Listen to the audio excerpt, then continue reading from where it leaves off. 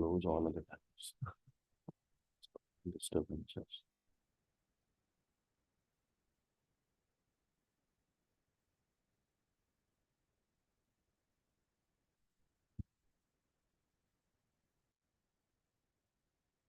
Of course, a few business enemies were also no cause for discouragement.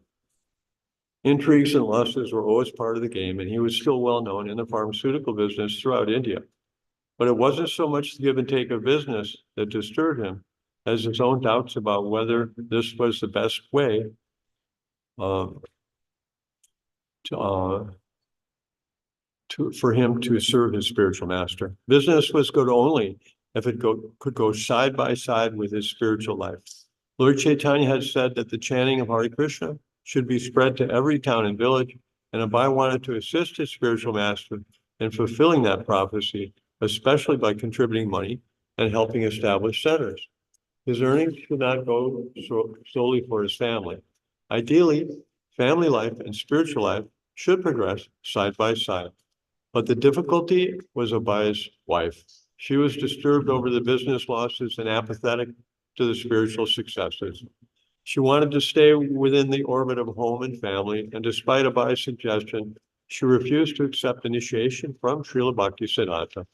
It was his own wife who was his most formidable competitor, and she waged her opposition right in the home, where it was the least welcome. When Abai occasionally visited his family in Allahabad, he tried to satisfy them with his good intentions. Business had not gone so well in Bombay, but he had new plans, and he assured his family that there was no need to worry. He planned to do more preaching in his home. The whole family could become more involved in spiritual activities. He wanted to invite guests, hold discussions on Bhagavad Gita and Srimad Bhagavatam, perform kirtan, distribute prasadam. He wanted to preach just as his spiritual master and godbrothers were preaching. Such a program wouldn't require that a sannyasi or brahmachari come and preside. Abai could do it himself. This would be an example of the ideal householder life. But Radharani was unsubmissive. Rather than coming to hear him speak, she stayed with the children in another room, taking tea. In Bombay, Abai associated with Sridhar Maharaj and Bhakti Saranga Goswami. Both sannyasis were highly literate scholars.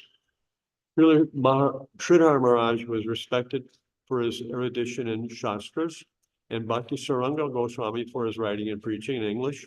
Sometimes Abai would discuss his realizations with them. Abai also studied the scriptures on his own. His spiritual master's commentary on the Gita and Srimad Bhagavatam, as well as commentaries by the previous acharyas. While reading Vishwanath Chakravarti Thakur's commentary on Bhagavad Gita, second chapter, 41st verse, he read that the disciple should consider the order of the spiritual master to be his life and soul. These words produced a deep effect on Abai, strengthening his desire to execute Srila Bhaktisiddhanta Saraswati's command. And in the 88th chapter of the 10th canto of Srimad Bhagavatam, he came upon a verse in which Krishna said something that startled him. Yasyaham anupuranami harisye tatanam shanai tatodhanam tyajan yasya svajana dukkatupitam.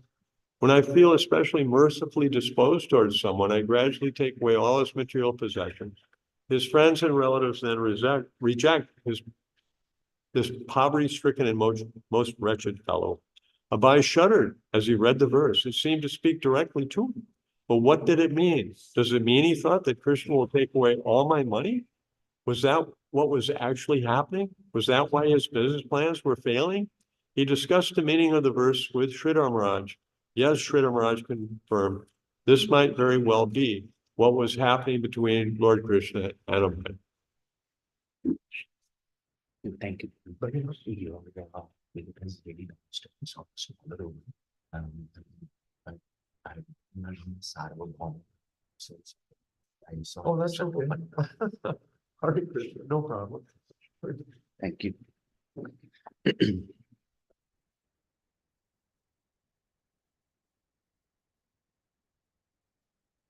Continuing. In July 1935, Srila Bhaktisiddhanta Saraswati came to install the deities of Lord Krishna and to institute deity worship at Bombay Center. He was pleased with what his disciples had done so far, and Bhakti Saranga Maharaj admitted that much of the work was due to Abhay Babu, who had collected funds and established the new center. Why is Abhay living separately? Bhakti Saranga asked. He should be president of this Bombay center. Bhakti Siddhanta Saraswati replied, it is better that he is living outside your company. He will do.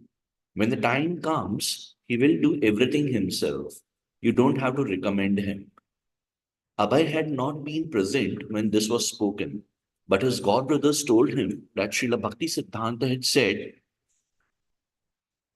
these words of his spiritual master, with their mysteriously prophetic air, were important to Abhay.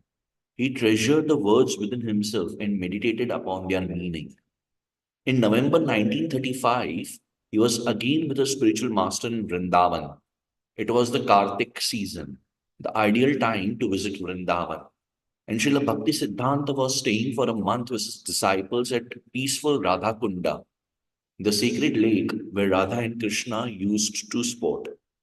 After leaving Bombay in July, Bhakti Siddhanta Saraswati had gone to Calcutta, where he had spoken on radio, delivered many public lectures, welcomed back the preachers he had sent to Europe, and finished publishing his Srimad Bhagavatam translation and commentary.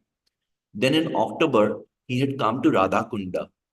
Occupying the small one-story house Bhaktivinoda Thakur had constructed, he had been reading and speaking to the assembled devotees on the Upanishads, Chaitanya Charitamrita, and Srimad Bhagavatam. He had also installed deities at Shri Kunja Vihari Mutt. The banks of Radhakunda were overhung with bright green foliage growing from the gnarled branches of ancient tamarind, tamal, and neem trees. In the shallows of the water, cranes stood on stilt-like legs, while river terns skimmed across the lake, sometimes abruptly diving for fish. Sometimes a tortoise would poke its nose up from the water's depth, or a fish would jump. Green parrots, usually in pairs, flew in and out of the green trees, and sparrows chirped and hopped from place to place. Peacocks were also there, mostly in nearby gardens, as were occasional rabbits and even deer. The atmosphere was enriched with the history of Krishna Leela. 5,000 years ago, Radha and Krishna had engaged in transcendental pastimes here, and only 500 years ago, Lord Chaitanya had rediscovered Radha Kunda. Lord Chaitanya's great follower, Raghunath Das Goswami, had resided here for many years, constantly chanting Hare Krishna and discussing the activities of Lord Chaitanya Mahaprabhu. And here, in a small bhajan kutir, Krishnadas Kaviraj had written Chaitanya Charitamrita, the narrative of pastimes of Lord Chaitanya that Bhakti Siddhanta Saraswati relished so much. Many of the inhabitants at Radhakunda were Babajis, living in small bhajan kutirs and spending their time chanting Hare Krishna. Having heard of his spiritual master's stay here, Abhay, bringing his son with him, had travelled from Bombay just to have darshan of his spiritual master. To see Srila Bhakti Siddhanta was always an occasion for jubilation, but to see him in Vrindavan was an added perfection. This meeting with his beloved guide and friend was different from the time in 1932 when Abhay had seen him on the Vrindavan Parikrama. Now Abhay was no longer sitting anonymously in the back of a room. Now he was a bona fide disciple, recognized as the Kavi, who had written the praiseworthy poem and essay. The young man who listened well, the devotee who had helped Allahabad Matha and who had established the Matha in Bombay. Already on this visit, Abhay had had occasion to be alone with a spiritual master who had remembered Abhay's son and presented him with a black bandi or a jacket. Now, as they walked together alone on the banks of Radhakunda, Srila Bhaktisiddhanta turned and spoke confidentially to Abhay. There had been some quarreling amongst his leading disciples in Calcutta, he said, and this distressed him. And this distressed him very much. Even now in Vrindavan, it weighed heavily on his mind. Some of his disciples had been fighting over who would use various rooms and facilities at the Gaudiya Mutt headquarters in Calcutta. These devotees were all members of the same mutt, and the building was for propagating Krishna consciousness under the leadership of Bhakti Siddhanta Saraswati. Yet, even in their spiritual master's presence, they were quarreling. Brahmanas and Vaishnavas were supposed to be free from envy of any creature, what to speak of envy of one another. If they were to fight now, what would they do after their spiritual master passed away? Abhay had no part in these matters and did not even know the details or who was involved. But as he listened to his spiritual master, he also became distressed.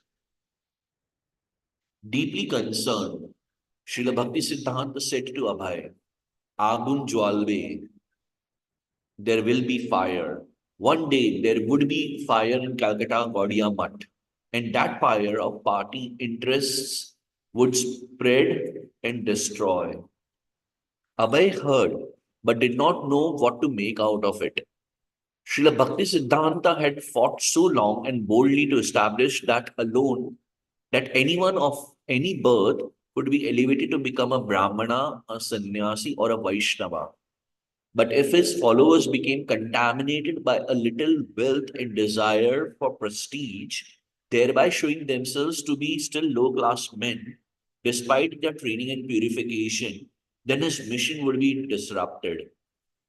If, in the name of religion, they became attached to ease, position, and prestige, it could only mean that they had failed to grasp the teachings of their spiritual master. Srila Prabhupada, he was lamenting and that these men were simply after the stones and bricks of the building. He condemned. He was very, very sorry. When we were living in a rented house, Srila Bhakti Siddhanta said, if we could collect 200 or 300 rupees, we were living very nicely at Ulta Danga.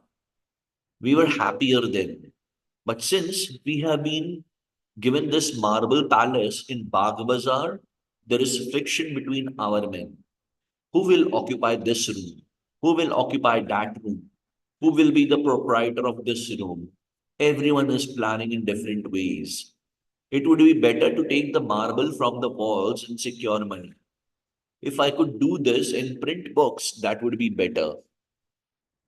Abhay felt his spiritual master speaking to him in urgency, as if asking for help or warning him to avert a disaster. But what could he do? Srila Bhakti Siddhanta then said directly to Abhay, Amar Ichha Chila Kichu Bai Karana. I had the desire to print some books. If you ever get money, print books.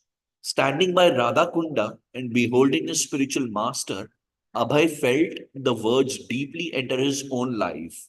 If you ever get money, print books. December 1936. Srila Bhakti Siddhanta was in poor health at Jagannath Puri. Abhay was in Bombay and he wanted to write his Guru Maharaj a letter. He is little kind upon me, Abhay thought. He will understand my request. And he began to write, Dear Guru Maharaj, please accept my humble obeisances at your lotus feet. You have got many disciples. I am one of them. But they are doing direct service to you. Some of them are brahmacharis, some of them are sannyasis, but I am a householder. I cannot. Sometimes I give monetary help while I cannot give you direct service. Is there any particular service I can do? 2 weeks later, Abhay received a reply. I am fully confident that you can explain in English our thoughts and arguments to the people who are not conversant with the languages of the other members. This will do much good to yourself as well as your audience. I have every hope that you can turn yourself into a very good English preacher if you serve the mission to inculcate the novel impression of Lord Chaitanya's teaching in the people in general, as well as philosophers and religionists. Abhay at once recognized this to be the same instruction he had received at their first meeting in 1922. He took it as a confirmation. There was now no doubt as to the purpose of his life. What a spiritual master had said in Calcutta in 1922 had not been a chance remark, nor had that been a chance meeting. The instruction was the same. Turn yourself into a very good English preacher. This will do much good to yourself as well as your audience. Srila Bhakti Siddhanta passed away from the mortal world on January 1, 1937. He had been spending his last days reading Chaitanya Charitamrita and chanting on his beads. When a doctor had visited him, wanting to give him an injection, Srila Bhakti Siddhanta had protested. Why are you disturbing me in this way? Simply chant Hare Krishna, that's all. Amongst his last words to his disciples were, I advise all to preach the teachings of Srila Rupa Raghunath, disciples of Lord Chaitanya, with all energy and resources. Our ultimate goal shall be to become the dust of the lotus feet of Sri Rupa and the Raghunath Goswamis. You should all work conjointly under the guidance of your spiritual master with a view to serve the absolute truth, absolute knowledge, the personality of Godhead. You should live somehow or other without any quarrel in this mortal world only for the service of Godhead. Do not, please give up the service of Godhead in spite of all dangers, all criticisms, and all discomforts. Do not be disappointed, for most people in the world do not serve the personality of Godhead. Do not give up your own service, which is your everything and all. Neither reject the process of chanting and hearing of the transcendental holy name of Godhead. You should always chant the transcendental name of Godhead with patience and forbearance like a tree and humbleness like a straw. There are many amongst you who are well qualified and able workers. We have no other desire whatsoever. In his last days, he had remained fully conscious and had given instructions until the end. He had specifically had openly ordered that the affairs of his Gaudiya Math be maintained by 12-man governing body, which the devotees should select amongst themselves. Finally, he had said, please accept my blessings to all, present and absent. Please bear in mind that our sole duty and religion is to spread and propagate service to the Lord and of his devotees. At 5:30 a.m. on January 1, he breathed his last. Word very soon reached Abhay in Bombay. His immediate response was to cry with grief. No more the joy of an anticipated meeting. No more trips to Calcutta or Vrindavan on the plea of business just to see the tall, commanding form of Srila Bhakti Siddhanta, the evangelic angel. This sense of never meeting again was difficult to bear. Philosophically, Abhay knew that there was no reason to lament.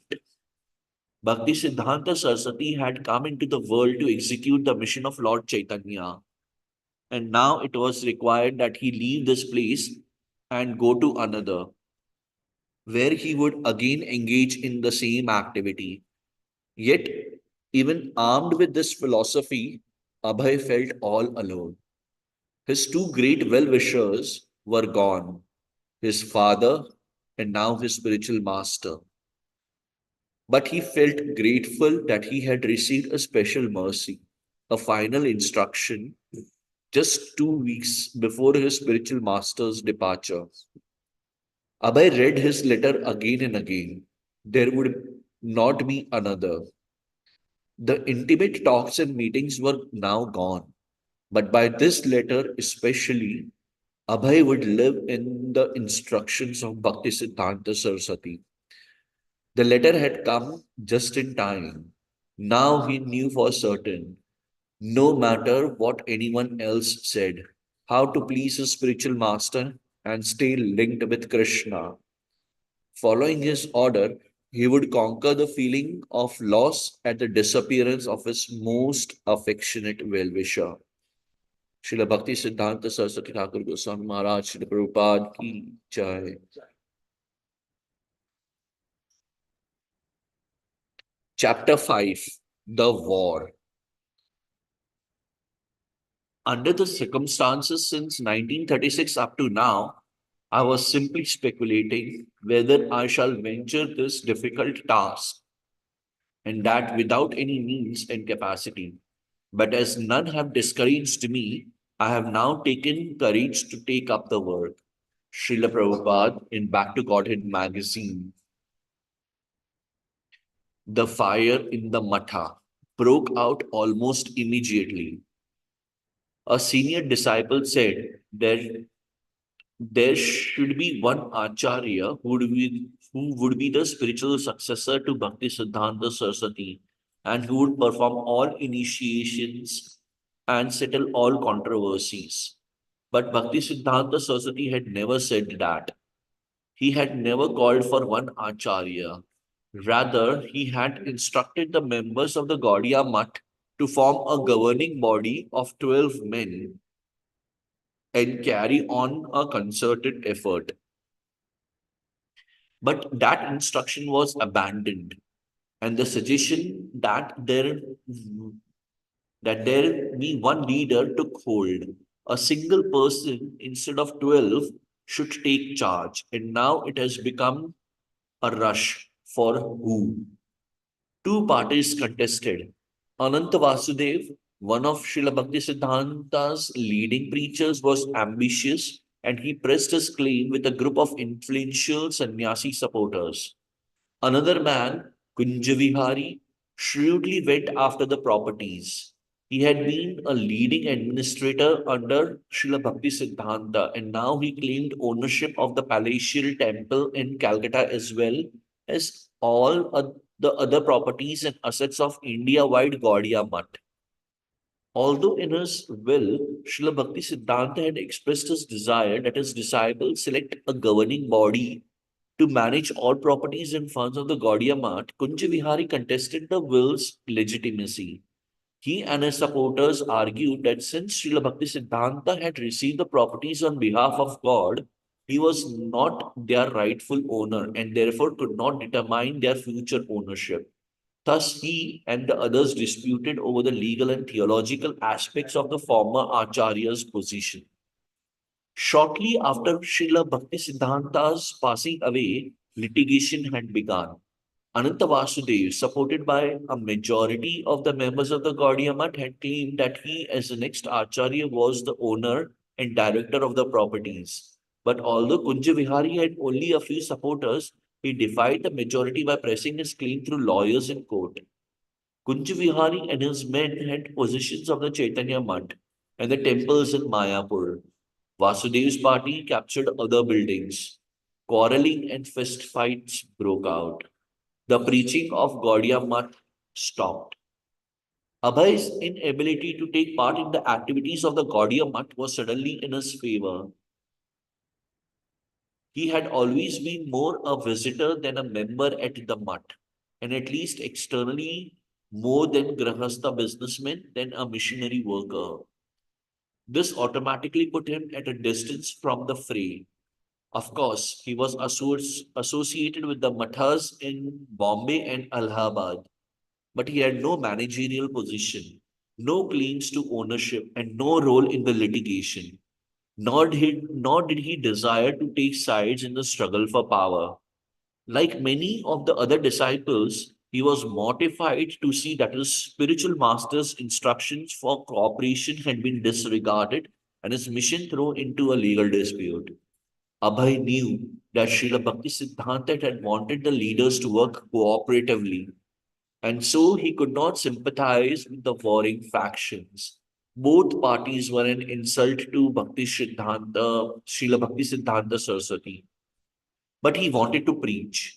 Although become a very good English preacher was something he was meditating on more than actively doing, the Gaudiya Math would logically have been the vehicle for his preaching. He had already contributed articles to the Gaudiya Math's publication and had been working with his godbrothers at the Allahabad and Bombay centers. Naturally, he thought of serving his spiritual master in terms of serving within his spiritual master's mission. But the Gaudiya Math, which had always been known for pure, bold preaching of the message of Lord Chaitanya, was now becoming known for embroiled factions. As the Gaudiya Math broke down, he was also affected. Under the present circumstances, how could he carry out his spiritual master's order to preach? Previously, the main obstacle to his preaching had been family commitments, but now the obstacles were compounded. Now he had to wait helplessly for the struggle of this help. Now he had to wait helplessly for the outcome of this struggle. What would Krishna bring about? 1938. His Bombay business diminishing. Abhay, now 42, moved back to Calcutta with his wife and family and rented a house at 6 Sitakant Banerjee Lane. The street was but a narrow lane, lined on other side with three-story houses. His office was on the first floor, facing the street. The family lived upstairs. He rented the adjoining building number 7 and on the first floor operated a small chemical laboratory manufacturing distilled water. Days, pain liniment, Vimal tonic, Alpa, an injection for boils, and various other medicines. He also utilized a small outbuilding in the rear as part of his lab. Out front, he hung a large signboard, Abhay Charan Day and Sons, displaying a picture of mustached Abhay Charan. Sometimes he would employ 2 or 3 servants to assist him, but mostly he worked alone. And he would deliver his glass jugs of distilled water to agents such as Bengal Company and Gluconet. He printed a brochure advertising Day's pain liniment, good for relieving gout, rheumatism, and all pains. And if one wanted to be free of recurring diseases like rheumatism and gout, Abhay's brochure directed that in addition to using Daypain's liniment, one refrain from alcohol and all sorts of drinking or intoxicating habits. And food and drink should be very simple and innocent, such as vegetables and milk. The new Calcutta business enjoyed an early success, but Abhay didn't have his heart in it. It was a duty. He had to do it to maintain his family. His new acquaintances in Calcutta found him to be a devotee of God at heart, a businessman, a family man, but more concerned with writing and preaching than with business and family. Chandi Mukherjee, a neighbor from nearby Bihari Street. He was interested only in devotional activities and he did his business only to maintain the family. He didn't seem interested in the profit motive, in accumulating money or becoming a rich man. Charan Mukherjee, Abhay's next door neighbor. Abhay Charan Dey was always a patient listener to every illogical argument that anybody, including myself, would bring to him. Not knowing philosophy, I would illogically present so many arguments, and Mr. Day would always very patiently listen. Nothing agitated him. He was also very calm and he taught me about God. He would speak only of Krishna. He was translating the Gita and was maintaining his business. Neighbors would often see him sitting on his cot in the front room. He would read his spiritual master's book and sometimes recite the Sanskrit shlokas out aloud. He liked to discuss philosophy with anyone who came by. His family keeping mostly upstairs, Abhay would sit alone in the downstairs front room, dressed in dhoti and kurta, and sometimes a dhoti and only a vest.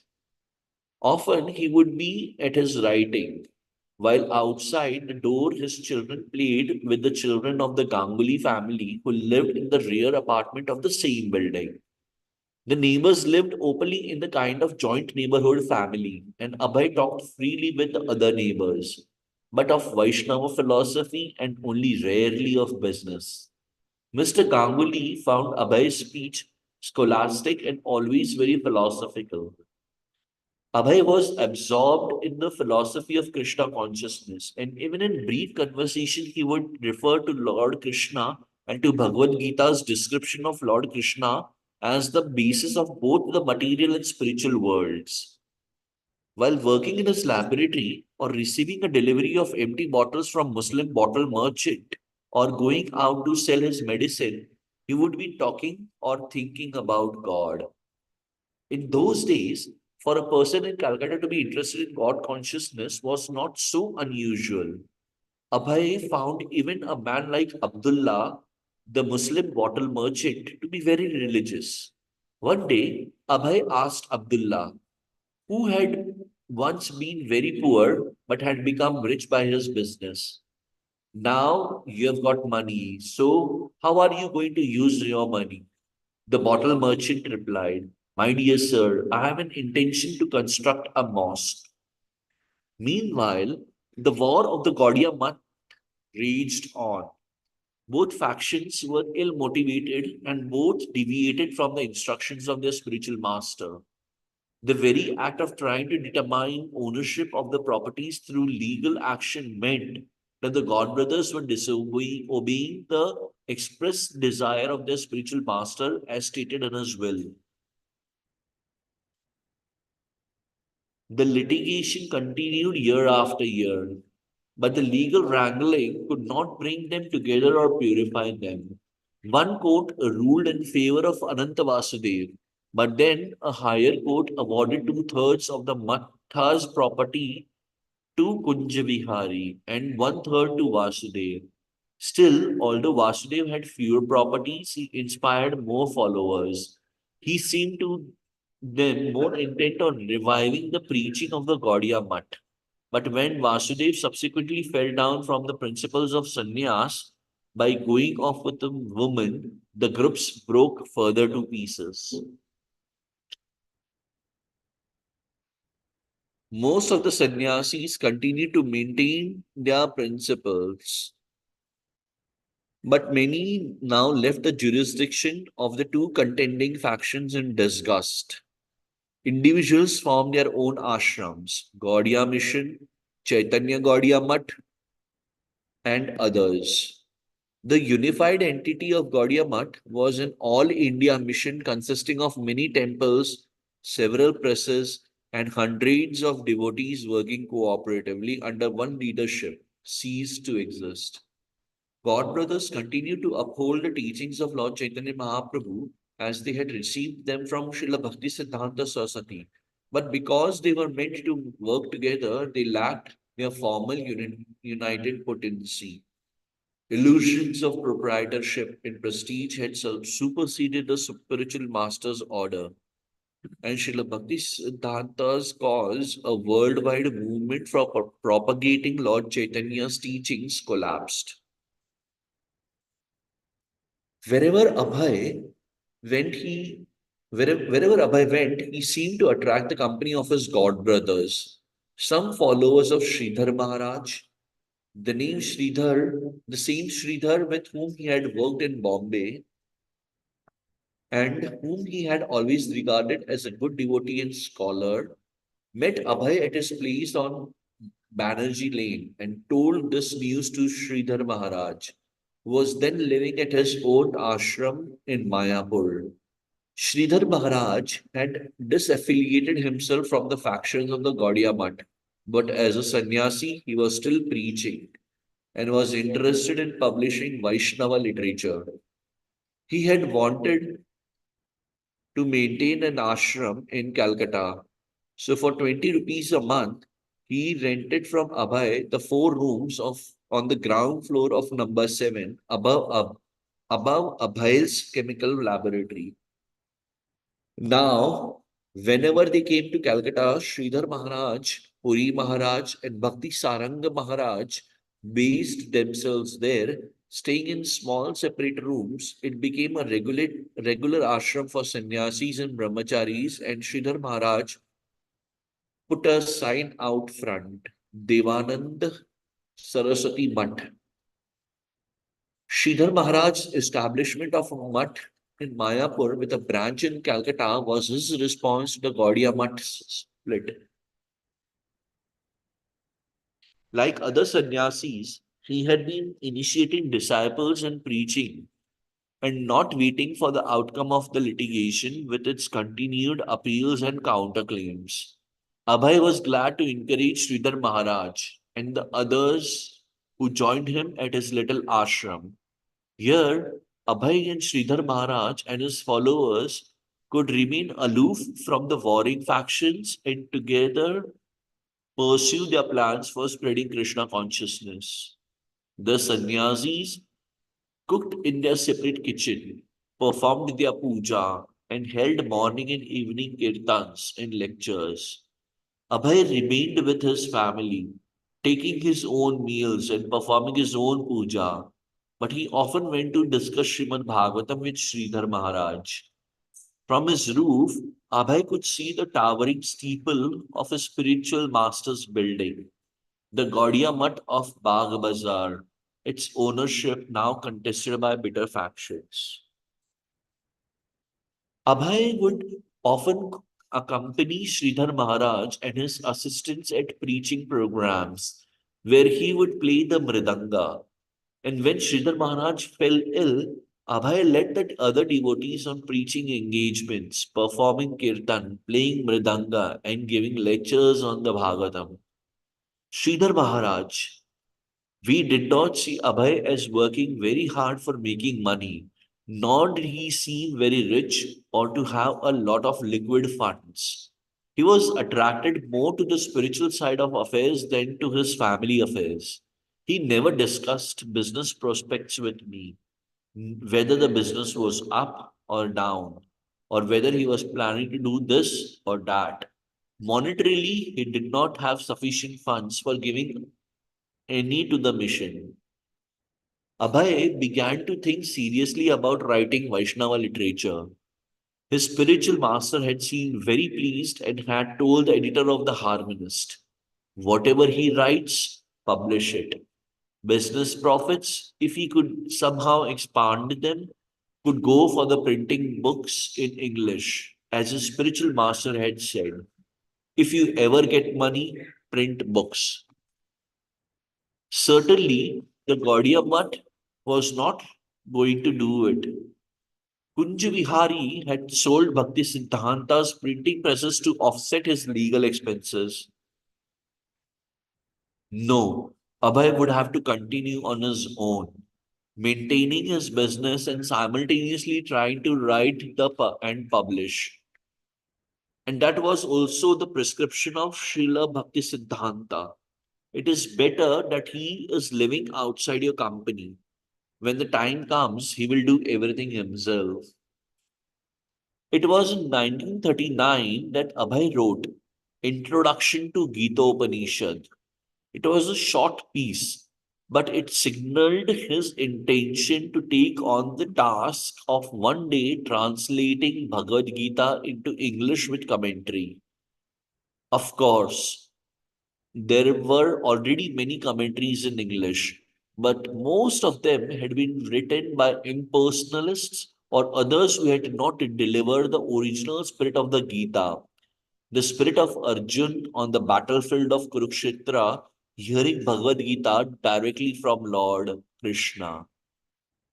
Abhay knew, however, that he could present Bhagavad Gita in the proper spirit by writing an English commentary based on the teachings of Lord Chaitanya and the disciplic succession. So he began. Whenever he could make time, he would write. Although a strict grammarian could find fault in his English composition, his meaning was always clear. In his introduction, Abhay reflected on the time when, as a young schoolboy, he had attended a lecture, Vidya Ratna, the jewel of education. The theme of the lecture had been that God does not exist and could not exist. If there were God, he would certainly have appeared on earth to put an end to all religious rivalry. But since God had not obliged men in this way, he would banish all thought of his existence from our minds.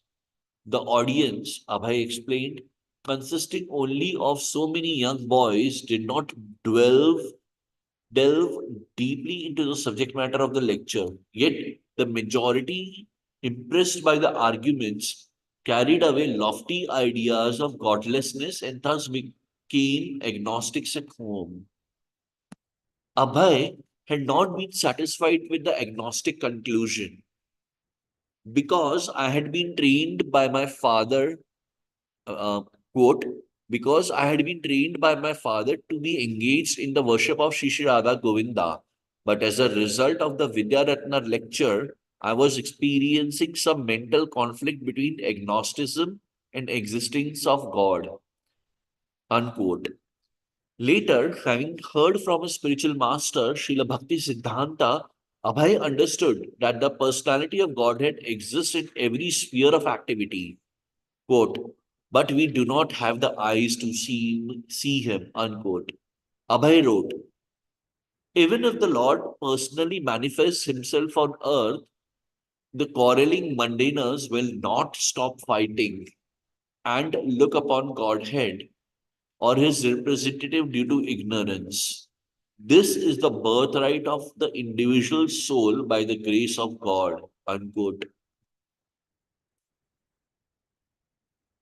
Bhagavad Gita is a true jewel of education. And in the Gita, Lord Krishna declares to the fighting people on earth, here I am, do not quarrel. The agnostic who had spoken of the jewel of education had been blinded by the jewel and therefore could not see and appreciate the personality of Godhead. Thus, he had gone on to convince others to become so called jewels also. Following his spiritual master, Abhay displayed an aggressive spirit for confronting all opponents for pure theism. In responding to his spiritual master's order to develop into an English preacher, Abhay was not simply making neutral scholarly presentations. He was willing and ready to fight, whether against modern agnostics or Vaishnavism's old traditional enemy, Mayavad impersonalism. Although few scholars taught the way of surrender to Lord Krishna as espoused in the Bhagavad Gita, almost all respected Bhagavad Gita is presenting the essence of all knowledge. The Gita, therefore, was the perfect vehicle for confronting those who misrepresented God and religion. The Gita was a quote challenge to the agnostics, apotheosists, anthropomorphists, impersonalists, henotheists, pantheists, and absolute monists. Unquote. Although there were already more than 600 commentaries on Bhagavad Gita, they had been written by a person with an inner hatred for the personality of Godhead, and therefore they were imperfect. Such envious persons, Abhay wrote, have no entrance into the real meaning of Bhagavad Gita in as much as a fly cannot enter in the covered jar of honey. Abhay described Indian culture as an almost impassable ocean due to its depth of thought and apparent mixtures of conclusion. But in this book, Abhay declared, I will establish that Krishna is the supreme personality of Godhead by referring to the available records of scriptures, which are the recorded history of Indian culture and thought.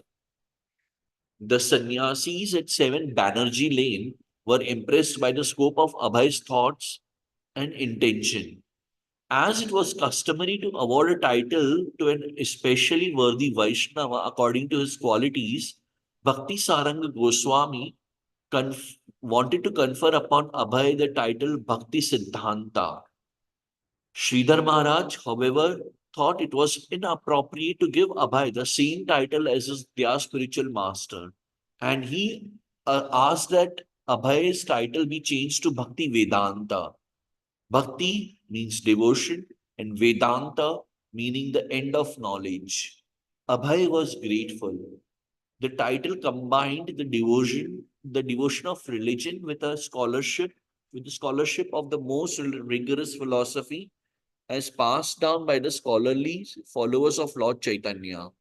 He appreciated the sincere gesture of his god brothers and accepted the title as further commitment to his spiritual path of preaching Krishna consciousness.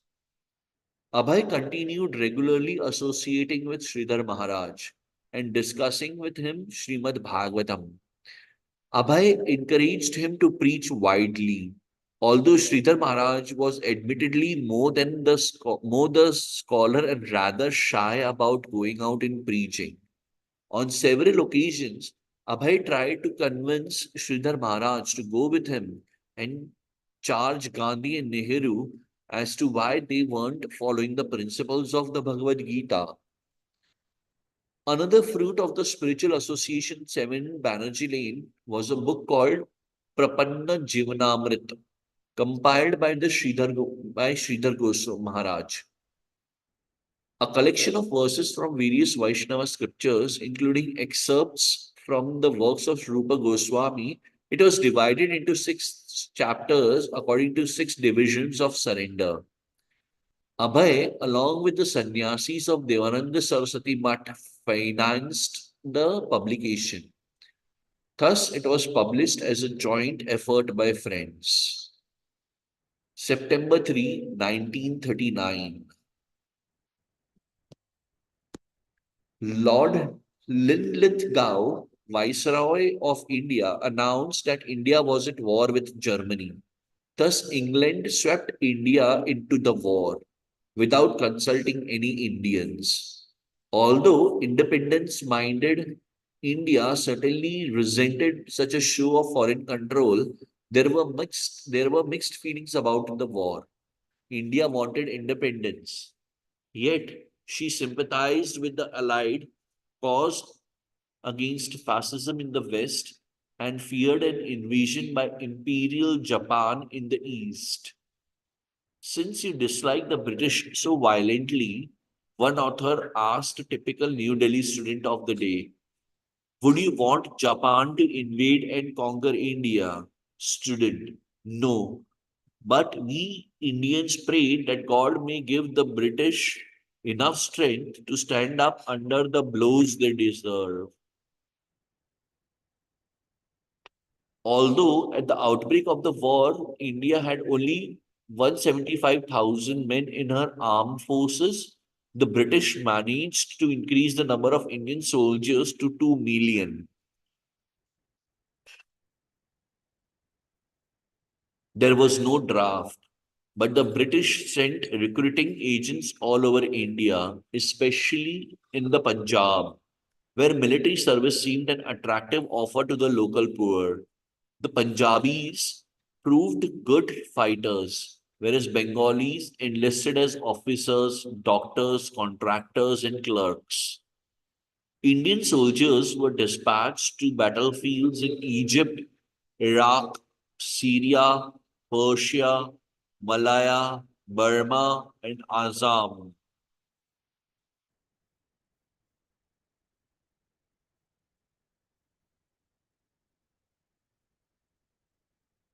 While the British were attempting to mobilize Indians for the war, the Indian nationalist movement, which had continued off and on, for more than 20 years, became very active. Members of the Congress party refused to cooperate with the war effort and demanded guaranteed independence for India. Some thought that since England had been her hands full with Germany, the time was right to revolt and gain independence by force. Gandhi's position had been one of the unconditional pacifism, and he had opposed the idea of Indians taking up arms, even to defend India. But by 1942, he had become more inimical and had reduced his policy towards the British to simple, unequivocal quit India. Thousands of Indians responded by chanting slogans in the street and even tearing up the railway lines. Abhay's militant former schoolmate Subhash Chandra Bose fought against the British in his own way. He had approached Hitler in Germany and gotten him to agree that when the Germans captured Indian soldiers, Germany would return them to Bose, who would maintain them in his nationalist army. With this army, Bose planned to return to India and to drive the British from Indian soil. But dissatisfied with his progress in Germany, Bose made a similar agreement with Tojo in Japan, and soon thousands of Gurkhas and Sikhs, the best fighters in the Indian army, had defected from the British army to join Bose's freedom fighters in Singapore. Bose began to prepare his army to invade India from the north. Then in 1943, the British found that the Japanese who had already taken Burma were at the doors of India, approaching Bengal. By their tactic known as the denial policy, the British sank many Indian boats carrying food and destroyed large rice crops, fearing that they would fall into the hands of the enemy. This left local Indians starving and without the boats they needed for trade. The famine that ensued was the worst that had hit Bengal in 150 years. The government removed all control of food costs, and those who could not afford to buy at the skyrocketing prices died in the streets of Calcutta. Srila Prabhupada, I've got experience. The government created artificial famine. The war was going on. So Mr. Churchill's policy was to keep the people in scarcity so they will volunteer to become soldiers. So this policy was executed. Big men, they collected the rice. Rice was selling at 6 rupees per mound. All of a sudden, it became to 50 rupees per mound.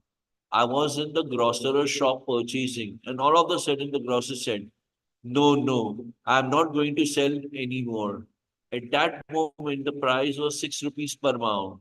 So suddenly he was not going to sell. A few hours later, I went back to purchase, and the rice had gone up to 50 rupees per mound.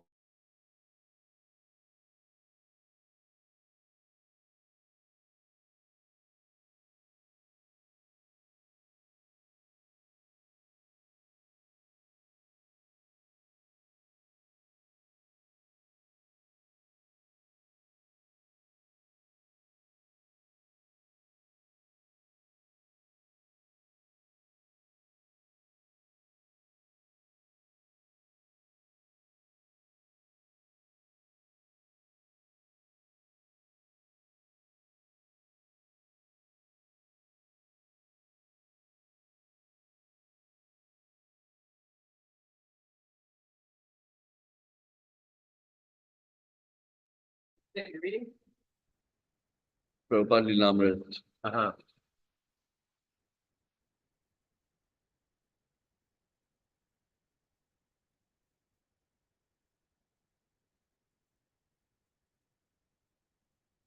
That was the policy. You have no money, no rise. So another avenue is open. Yes, you become a soldier. You get so much money. People out of poverty would go there. I have seen it. No rice was available in the market, and people were hungry. They were dying. Abhay managed to purchase just enough for his family, his own family to survive. But he saw the beggar population increases by the hundreds. Month after month, he saw the footpaths and open spaces congested with beggars, cooking their food on improvised stoves and sleeping in the open or beneath the trees. He saw starving children rummaging in the dustbins for a morsel of food. From there, it was but a step to fighting with the dogs for a share of the garbage. And this also became a familiar sight in the Calcutta streets. The British had little time to spare from their war efforts, and they worked only to save those lives essential for the fight. For the common people, the empire's prescription was uniform and simple: starvation. Srila Prabhupada, one American gentleman, was present at that time. He remarked, people are starving in this way. In our country, there would have been revolution. But yes, but the people of India are so trained that in spite of artificial famine, they did not commit theft, stealing others' property. People were dying. Still, they thought, all right, God has given. That was the basic principle of Vedic civilization. Abhay knew that under the laws of nature, there was no scarcity. By God's arrangement, the earth could produce enough food. The trouble was man's greed. There is no scarcity in the world. Srila Bhaktisiddhanta Saraswati had said, the only scarcity is of Krishna consciousness. And this was how Abhay saw the 1943 famine. Now, more than ever, his spiritual vision was relevant. Krishna consciousness was a prime necessity. How else could man be checked from his even propensities to become greedy, hoard, make war, and thus create misery for millions? He had seen the heinous activities of the British in India. Their cutting off the thumbs of the weavers so that Indian made cotton goods could not compete with the foreign made cloth. They are shooting down of unarmed innocent citizens. They are creating artificial famine. They are propagating the myth that Indian civilization was primitive. Still, he did not believe that an independent Indian government would necessarily be an improvement. Unless the leadership was Krishna conscious and neither Gandhi nor Subhash Chandra Bose, then the government would be able to provide no real solutions, only stopgap measures.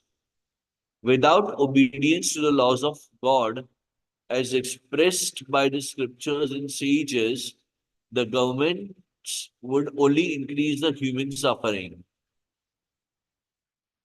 Then Calcutta was bombed day after day. The bombing was concentrated in specific areas such as the Kittapur port facility in Sham Bazaar in North Calcutta, very near Abhay's home at Sitakant Banerjee Lane. American planes had been leaving from airfields near Calcutta for targets in China and Japan. So the air raids on Calcutta seemed an inevitable retaliation. It was the Japanese striking back. Or was it? Some said it was the forces of Subhash Chandra Bose, since the bombs fell mostly on the European quarter. But for the people of Calcutta, it made a little difference who was attacking. After the first bombing, people evacuated the city. Blackouts were imposed, and at night, the entire city was dark. Srila Prabhupada, the whole Calcutta became vacant. Perhaps only myself and a few others remained. I sent my sons to Navadvip. Of course, my daughter was married. My wife refused to go out of Calcutta. She said, I'll be bombed. but I will not go. So I had to remain in Calcutta. I have seen bombing in Calcutta all night. I was just eating when there was a siren. So the arrangement was that in your house would be the shelter room. I was hungry, so I first finished eating. Then I went to the room, and after the bombing began, chee cham. I was thinking that this was also Krishna in another form, but that form was not very lovable. In the midst of calamities, Abhay felt more and more than ever the need to propagate Krishna consciousness. He had something to say.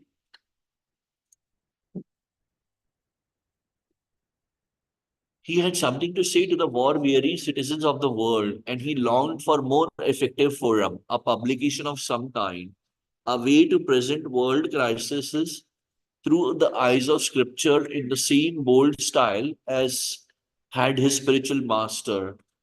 There was no shortage of ideas, and he had been saving money from his business for this very purpose.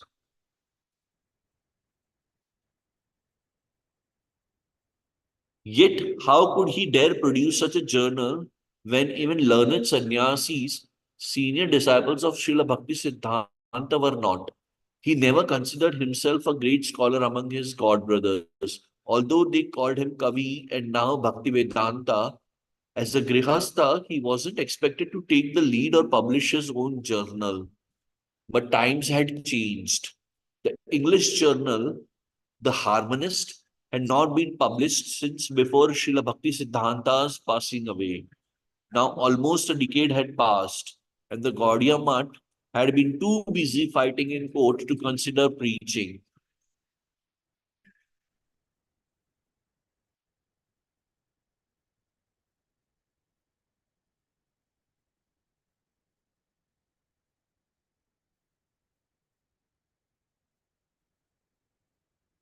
Long gone were the tireless spirit that for 10 consecutive years had produced a daily Nadia Prakash. No longer were four separately located printing presses pumping out transcendental literature under the direction of Bhakti Vinod Thakur's empowered son. The presses had been sold by Kunjavihari. Times had changed.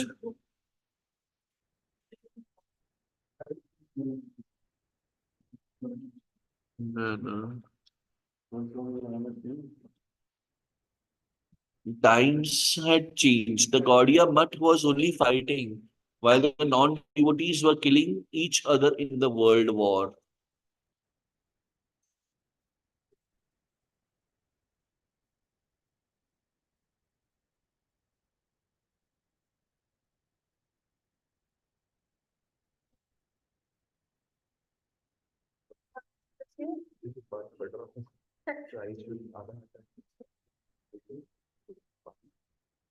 ठीक है मेरा सामान नीचे है सब हाँ ठीक है मैं ऊपर हूँ यहाँ से मेरा सामान दो पे है कुछ ओके ठीक है मैं पढ़ रही हूँ लेकिन I need check okay I can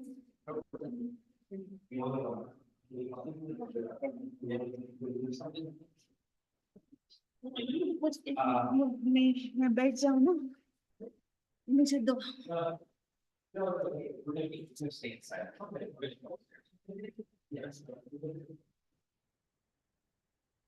मैं 1 घंटे पढ़ दूंगी मुझे हाथ में आप रहने दो।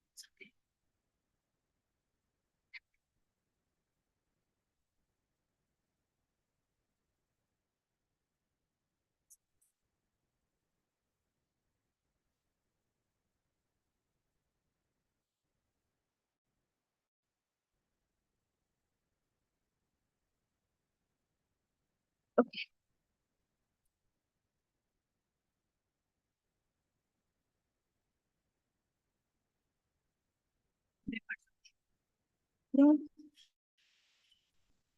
From his front room at 6 Sita Kanta Banerjee, Abhay conceived, wrote, edited, and typed the manuscript for magazine. He designed a logo, a long rectangle across the top of the page. In the upper left-hand corner was figure of Lord Chaitanya, effulgent with rays of light like rays from the sun. In the lower right were silhouettes of the crowd of people in darkness, but groping to receive light from Lord Chaitanya. And between Lord Chaitanya and the people, the title unfurled like a banner back to Godhead. In the lower right corner was a picture of Srila Bhaktisiddhanta Saraswati seated at his writing, looking up thoughtfully as he composed. Above the logo ran the motto Godhead is light. Nescience is darkness. Where there is Godhead, there is no nescience. Below the logo were the following lines: edited and founded under the direct order of His Divine Grace Sri Mad Bhaktisiddhanta Saraswati Goswami Prabhupada by Mr. Abhay Charan Dev. Abhay had already gained some printing experience in connection with his business, and after completing the manuscript, he brought it to Saraswati Press, the best printers in Bengal.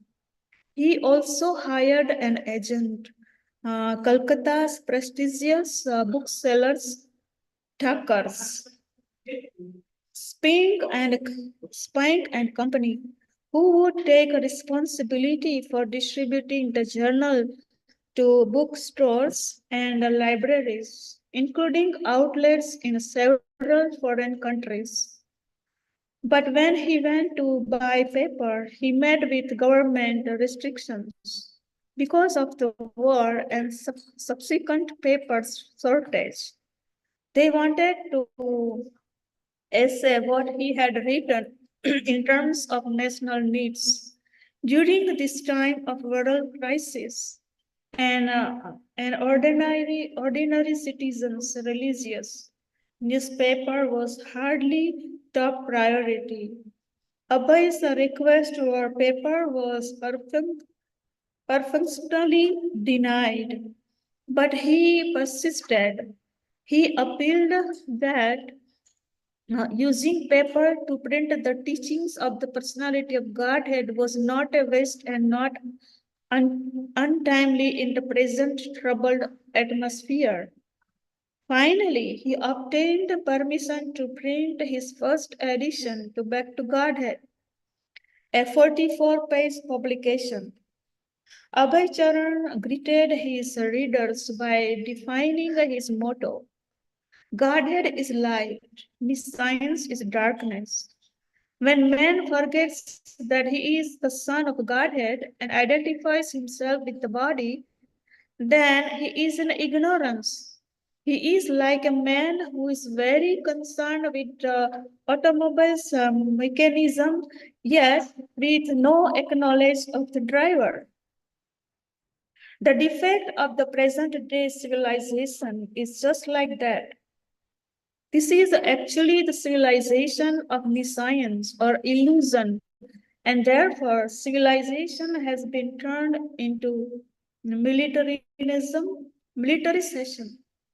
Everyone is fully concerned with the comforts of the body and everything related with the body, and no one is concerned with the spirit that moves the body, although even a body can realize that the motor car mechanism has little value if there is no driver of the car. This dangerous ignorance of humanity is a gross nescience and has created a dangerous civilization in the form of militarization. This militarization, which in a softer language is nationalization, is an external barrier to understanding human relations. There is no meaning in a fight where the parties do fight only for the matter of different colored dresses. There must be, therefore, an understanding of a human relation between any consideration of the bodily designation or colored dresses. Back to Godhead is a feeble attempt by signed under the direction of His Divine Grace, Srimad Bhaktisiddhanta Saraswati Goswami Prabhupada. The celebrated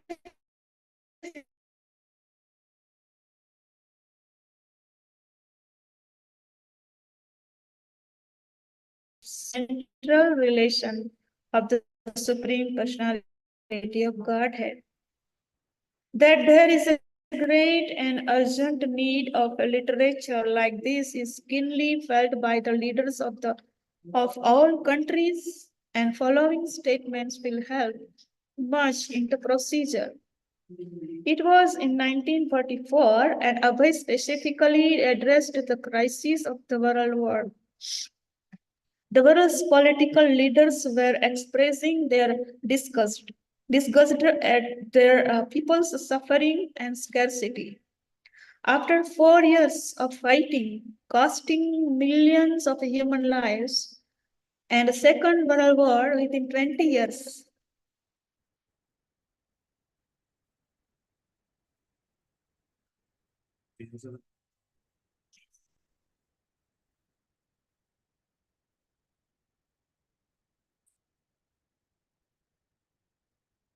thank you, Babu. With 20 was still scourging the earth. Although the end was in sight, leaders expressed not so much happiness and hope as weariness and uncertainty. Even if this war ended, would there be yet another war? Had men not yet grasped the vital lesson of how to live in peace? Abhay quoted the Ar- Archbishop of India. India, guided by God, can lead the world back to sanity. He quoted the President of the United States. A program, therefore, of formal rearmament for the world cannot fail to lessen the dangers of armed conflict. Such moral rearmament, to be most highly effective, must receive support on the worldwide basis. He mentioned former President Herbert Hoover, who had affirmed that the world needs to return to moral and spiritual ideals. And he quoted a resolution by the British House of Commons affirming that spiritual principles are the common heritage of all people and that men and nations urgently need to acknowledge the sovereignty of God. He quoted Wendell Willkie, who, after his return from Russia, had reported millions of Russians killed, wounded, or missing in the war, and millions more suffering from a winter of terrible scarcity and subjugation. What is true for the Russian people, Abhay wrote, it's also true for other people, and we Indians are feeling the same scarcity, the same want, and the same disgust. He quoted Britain's foreign scarcity, Anthony Eden, who had been filled with lamentation and indications at the miseries of war. He quoted the Archbishop of Canterbury.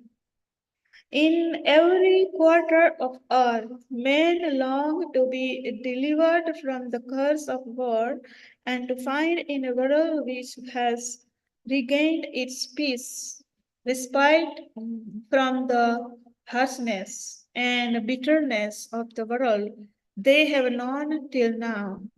But so often they want the kingdom of heaven without its king, the kingdom of God without God, and they cannot have it. Our resolve must be back to God. We must plan for the future, for peace amongst the nation, for civil security at home. That is quite right enough, and it would be wrong to neglect it.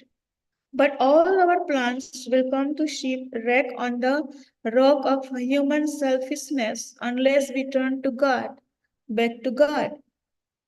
Back to God is that the chief need of England and every nation. He also quoted Sir Francis, youngest band of Britain. Now that religion is everywhere, attacked brutally, we look to India, the very home of religion, for a sign. And finally, he quoted Sir Sarvapalli Radhakrishnan. This war, when it would be won, would prove to be the breeding ground of the other wars if the peace was not saved. It could happen only if powerful nations ceased to take pride and glory in their possessions, which were based on labor and tribute of the other weaker nations. This perhaps was what Sir Harcourt Butler meant when he said that the principles of Hinduism counted the essential elements for the saving of world civilizations. And in another quote from Dr. Radhakrishnan, Abhay offered a statement he also used as one of the mottos of the magazine. We have to defeat tyranny in the realm of thought and create a will for world peace. Instruments for training the mind and educating a human nature should be used to develop a proper social outlook, without which institutional machinery was of little use. Abhay expressed his confidence that the spiritual resources of India could be used by everyone, not only to enhance the glory of India, but to benefit the whole world. Next, he told how he had come to begin Back to Godhead magazine, how he had written a letter 2 weeks before the disappearance of Srila Bhaktisiddhanta Saraswati, and how his spiritual master had instructed him to preach in English. Under the circumstances since 1936 up to now, I was simply speculating whatever I shall venture this difficult task, and that without any means and capacity, but as none have discouraged me, I have now taken courage to take up the work. But at the present moment, any conscience is dictating to me to take up the work, although the difficulties are not over for the present situation arising out of war conditions. Abhay stated that his paper would contain only the transcendental message of the great sages of India, especially Lord Chaitanya, and that his duty would be simply to repeat them. Just like a translator, he would not manufacture anything, and so his words would descend as transcendental sound for guiding people back to Godhead. He admitted that the subject matter of Back to Godhead, being from a totally different sphere of consciousness, might seem dry to his readers, but he held that anyone who actually gave attention to his message would benefit. Sugar candy is never sweet to those who are suffering from the disease of the bile. But still, sugar candy is the medicine for billions patients. The taste of sugar candy will gradually be revived if the billions patients goes in taking sugar candy regularly for the cure of the disease. We recommend the same process to the readers of Back to Godhead. Abhay focused on presenting the timeless message of the Vedas, but in the context of current crisis.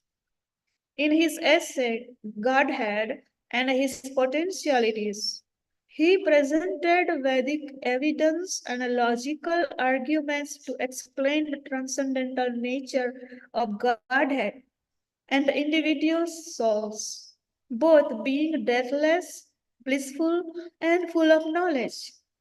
Because men have forgotten and neglected their vital connection with God, they can never be satisfied in the material world, which is temporary and beset with unavoidable miseries. The spiritual souls, everyone is eternally by nature, and therefore everyone tries to avoid the onslaught of distresses and dangers, which comes one after another. But the material body is meant for suffering and ultimately for destruction. The exodus of the residents of Calcutta to other places out of fear of being raided by the Japanese bombs is due to the same tendency of non-destructibility existence. But those who are thus going away do not remember that even after going away from Calcutta, saved from the raids of the Japanese bombs, they are unable to protect their bodies and non-destructible in any part of the material universe. When the same bodies will be raided by the bombs of material nature in the form of threefold miseries. The Japanese also, who are threatening the Calcutta people with ruthless air rights of increasing their own happiness by profession of lands, do not know that their happiness is also temporary and destructible, as they have repeatedly experienced in their own fatherland. The living being, on the other hand, who are designed to be killed, are by nature eternal, impenetrable, invisible, etc. So all those living entities who are threatened to be killed as well as those who are threatening to conquer are all alike in the grip of Maya, potency, and are therefore in the darkness. Abhay wrote that never by their own devices could men escape the conditions of destruction.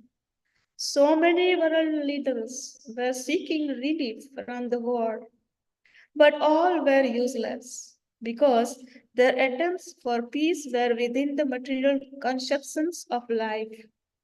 Their attempts were like attempts to elevate darkness with darkness.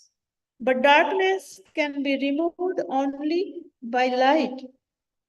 Without light, any amount of speculation of the human mind, which is also a creation of the material nature, can never restore the living entities to a permanent happiness. In that darkness, any method of bringing peace in the world can bring only temporary relief or distress. As we can see from all creation of the external potency, in the darkness, non-violence is as much useless as violence. While in the, while in the light, there is no need of violence or non-violence. Abhay did not deal exclusively with the war. In Theosophy, ends in Vaishnavism, the criticism They criticized the shortcomings of the fashionable ideas of theosophy, which is followers of Madame Blavatsky had a popularization in India. In congregational chanting, he upheld the scriptural prediction that the Sankirtan movement of Lord Chaitanya would spread into every town and village on the surface of the earth. From this foretelling, we can hope that the cult of Sankirtana will take very shortly a universal form of a religious movement. And this universal religion, wherein there is no harm in chanting the name of the Lord, nor is any question of the quarrel, will continue for years, as we can know from the pages of authoritative scriptures. The central theme of Back to Godhead was clearly the order of Bhaktisiddhanta Saraswati. In its cover with its picture of a thoughtful Srila Bhaktisiddhanta in its dedication, in its statement of the magazine purpose, in its handling of issues, its analysis of theosophy, its prediction of the spread of Sankirtana. In its every aspect, the theme of Back to Godhead was the order of Srila Bhaktisiddhanta Saraswati. There were also 4 shorter essays by other contributors, including Bhakti Saranga Goswami. An advertisement on the back cover highlighted Gitopanishad by Abhay Charana De, editor and founder Back to Godhead. Thank you, Prabhu. In 3 parts, 1200 pages, royal size, first class Morocco bindings. An elaborate exposition of the world famous Hindu philosophy, the Bhagavad Gita. Bhagavad Gita. In its true scientific theistic interpretations by the chain of disciplic succession from Sri Krishna, Balaram, Narada, Vyasa, Madhava, Mahavrapuri,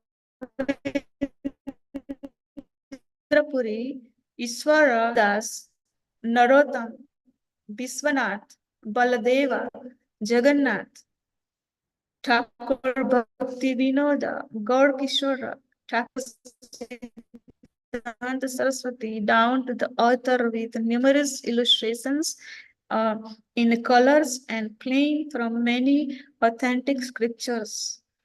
To be published shortly, customer booked in advance. Price India 18 rupees, foreign like 1.10 pound. And a second major war, Lord Chaitanya, in 2 parts, totaling 1000 pages. Neither this manuscript was actually near completion, but Abhay was expressing his eagerness to undertake such large works on behalf of his spiritual master. In attempting to print the second issue of Back to Godhead, Abhay encountered the same difficulty as before. Twice he requested permission to purchase a newsprint, and twice the government denied his request. Paper was restricted on account of the war. On July 10, 1994, Abhay wrote a third letter. With due respect, I beg to submit that under the instructions of His Divine Grace Sri Bhaktisiddhanta Saraswati Maharaj, the spiritual head of the Gaudiya Vaishnavas, I had to start a paper under the caption, Back to Godhead, The very name will suggest the intention of starting such a paper in the midst of a heavy turmoil through which the world is now passing. A copy of the same booklet is sent herewith for your kind perusal. In that booklet, you shall find strong moral opinions, even by many reputed politicians all over the world, in favor of such a movement to bring back the world into sanity by training the mind and educating human nature for the unshaking spiritual plane.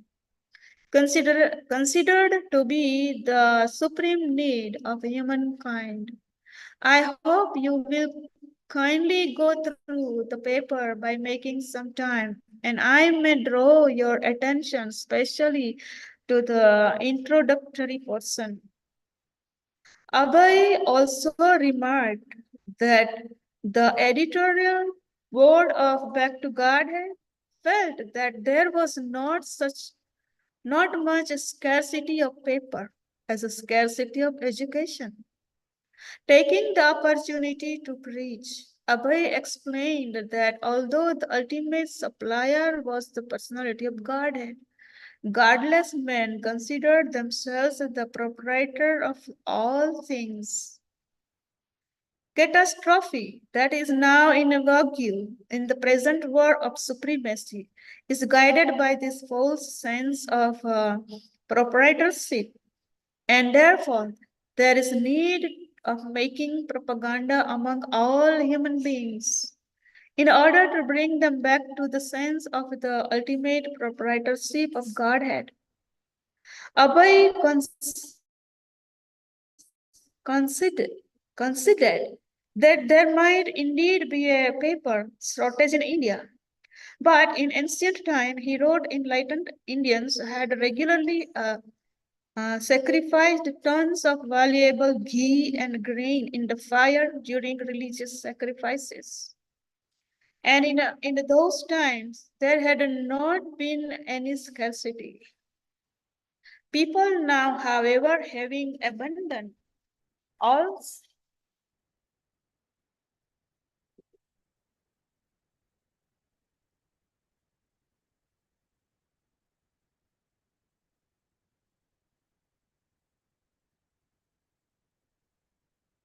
let there be a page only in the, if not more than a publication back to Godhead, for which we do not mind, by the earnest request is that the government should at least let there be a ventilation of the atmosphere, for which my paper back to Godhead is meant. Kindly, therefore, give it a serious consideration and allow me to start even by the one page every weekly or monthly as your thing best, without thinking it as ordinary waste of paper, for the sake of humanity and Godhead. The letter was successful. Now, with sarcasm, he headlined his second issue. Thanks to the government of India, he informed his readers, many of many of whom had been disappointed to learn that the government had curtailed his printing, that he would be able to continue his magazine every month. Abhay printed his letter to government paper officer, and also the reply granting him permission. His articles were shorter, this time displaying the flair of a new columnist, at which the philosophical criticism, verve, and a touch of ironic humor. He commented on world leaders and crisis. Gandhi, Gandhi Jinnah talks, Mr. Churchill's human world, Mr. Bernard Shaw's wishful desire and spontaneous love of Godhead comprised the issue. Gandhi Jinnah talks We are sorry to learn that Gandhi Jina talks about unity of the Indian people have failed for the present. Abhay was not very much optimistic about. The result was such occasional talks between several heads of the communities. Even if they made a successful solution, it would break up and take the shape of another problem. They were looking for unity between Muslim and Hindus. But in Europe, the fighting parties were Christians. And in Asia, they were mostly Buddhist. But still, they were fighting.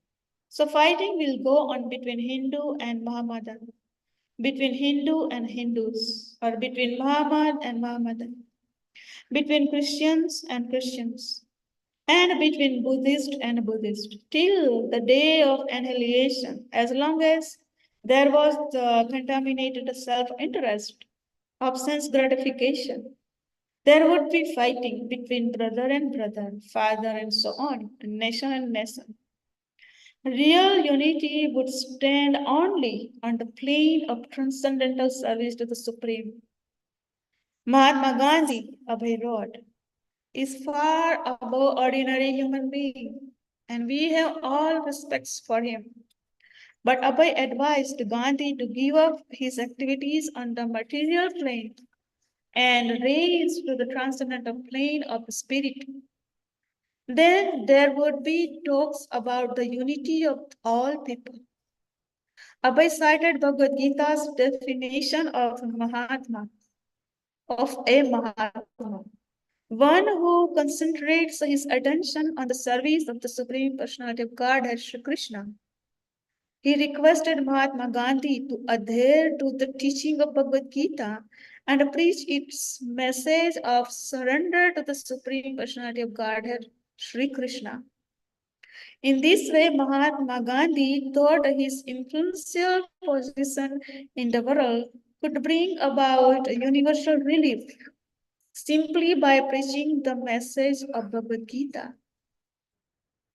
Mr. Churchill's human world, we are pleased to find that leaders of the world politics such as Mr. Churchill's have nowadays begun to think of a human world and trying to get rid of the terrible national frenzy of hate. The frenzy of hatred is another side of the frenzy of love. The frenzy of love of Hitler's countrymen has produced the concomitant frenzy of hatred for others, and the present war is the result of such a dual side of a frenzy called love and hatred.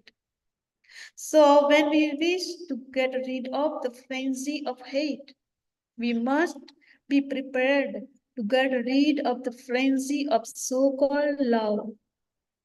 This position is equilibrium, free from love and hatred, is attained only when men are sufficiently educated.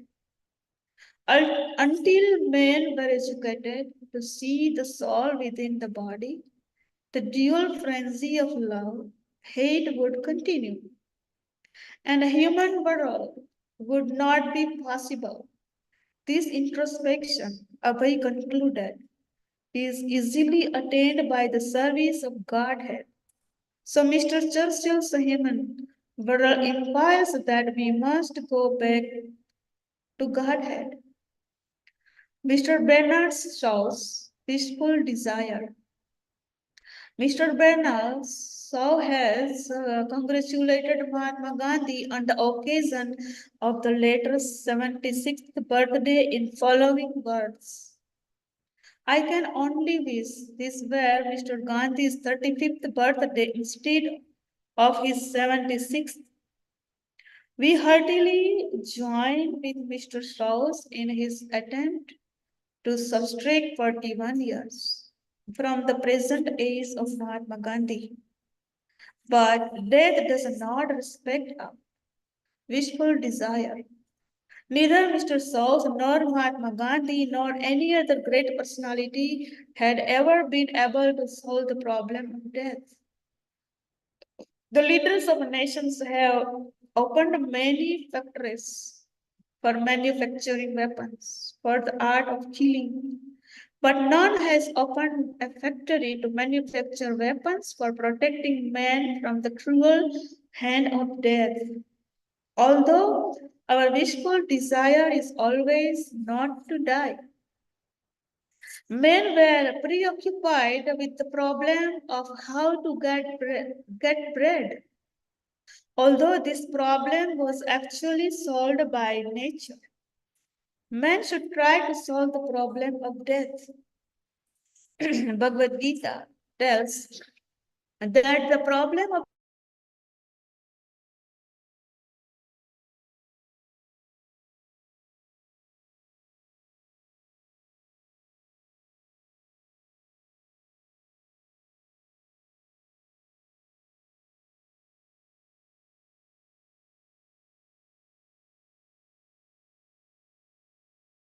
cling to the planet of their birth, where death is inevitable.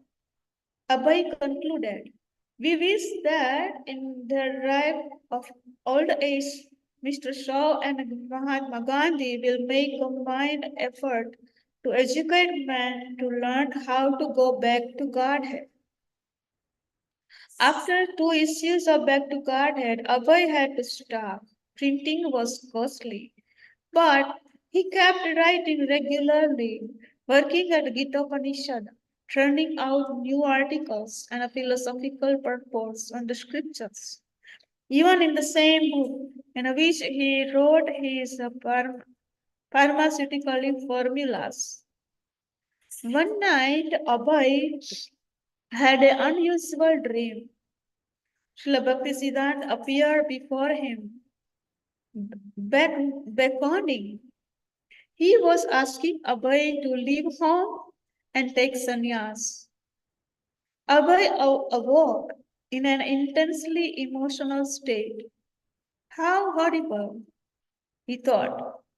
He knew it was not an ordinary dream, yet the request seemed so difficult and unlikely. Take sannyas? At least it was not something he could do immediately. Now he had to improve the business, and with the profit, he would print books. He went on with his duties, but remained shaken by the dream. In 1945, the war over and India still in turmoil under British rule. Abhay saw a good opportunity to make his business more successful. In Lucknow, 600 miles from Kolkata, he rented a building and opened his own factory, Abhay Charan De and Sons. It was a major investment, requiring 40,000 rupees to start, and he began on large scale than ever before. Also, according to law, to ensure that he was not dealing in the black market or misusing chemicals. He had to employ 3 government inspectors. Yet, despite a high overhead, he established a good market and his products were in demand. He closed his small operation in Kolkata and concentrated on the Lucknow business. Although the building was known locally to be haunted by the ghost, Abhay had not been deterred. But when he began his operation, some of the workers came to him frightened. Babu, Babu, there is a ghost. Abhay then went through the entire building chanting Hare Krishna. And after that, there were no more complaints of ghosts. On November 13th, Abhay wrote to his servant Gauranga, mentioning some of his difficulties in Lucknow and asking him to come there to help. In this letter, Abhay spoke bitterly of his wife, Radharani and children. Gauranga Prabhu, please accept my obeisances. I received your letter dated 7th. Due to lack of time, I could not reply in time. I stay here alone with some servants. If I leave now, then I have to close everything down. Due to my leaving once and closing the business, I have lost about 10,000 rupees. And the goodwill has also been affected, and my enemies have increased. That is why I am fighting, practically taking my whole life. I am staying here all alone in the middle of so many difficulties, not for nothing. That's why I was writing to you repeatedly to come here. As soon as you receive this letter, show it to Dubra. Take at least 10 rupees from him and come here. When you come here, I will make arrangements to send money to your home. What's the point of in holding you back with the excuse that there is no servant or maid servant? I try to serve them enough by keeping servants, maid servants, and cooks. But up until today, they have not become attached to devotional service. So I am not more interested about those affairs. When you come here, when I will go to Calcutta, if I see that they are interested about devotional service, then only will I maintain my establishment there. Otherwise, I will not maintain them anymore. Bring a guilt for me. The two interest, family and preaching, were conflicting. Radharani had never shown any interest in back to God. She seemed to work against his enthusiasm, both for publishing and earning. The business was called Abhay Charan and Sons. And yet the sons were disliked to help. And when he had called for his servant to join him in Lucknow, the family had objected, saying they needed Gauranga more there. What was the use? The family was interested neither in backing him in his business, nor in taking up the life of devotional service. And since his business was primarily an outcome of his family life, he, he resented that he had to give it so much of his energy. It was the old economic law by Marshall that he had learned in college. Without family affection, a man's economic impetus is weakened. Of course, there could be a compatible balance between family service and devotional service. Bhaktivinoda Thakur had described two simultaneous obligations, bodily and spiritual. Social states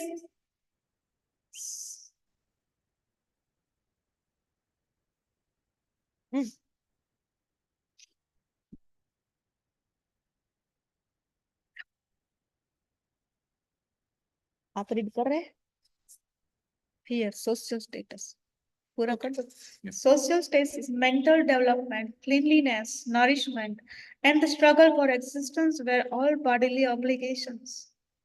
The activities of devotional service to Krishna were spiritual, and the two should parallel one another. In a Bhaktivinoda Thakur's life, his family was a source of spiritual encouragement, and he used his social position to advance in the preaching. But Abhay's experience had been different. The two paths seemed to be a war, each threatening the other's existence. Yep.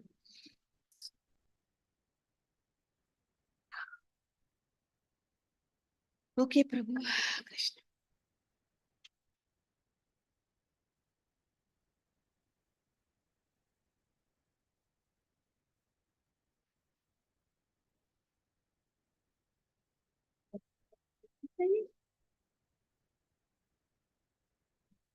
Hare Krishna.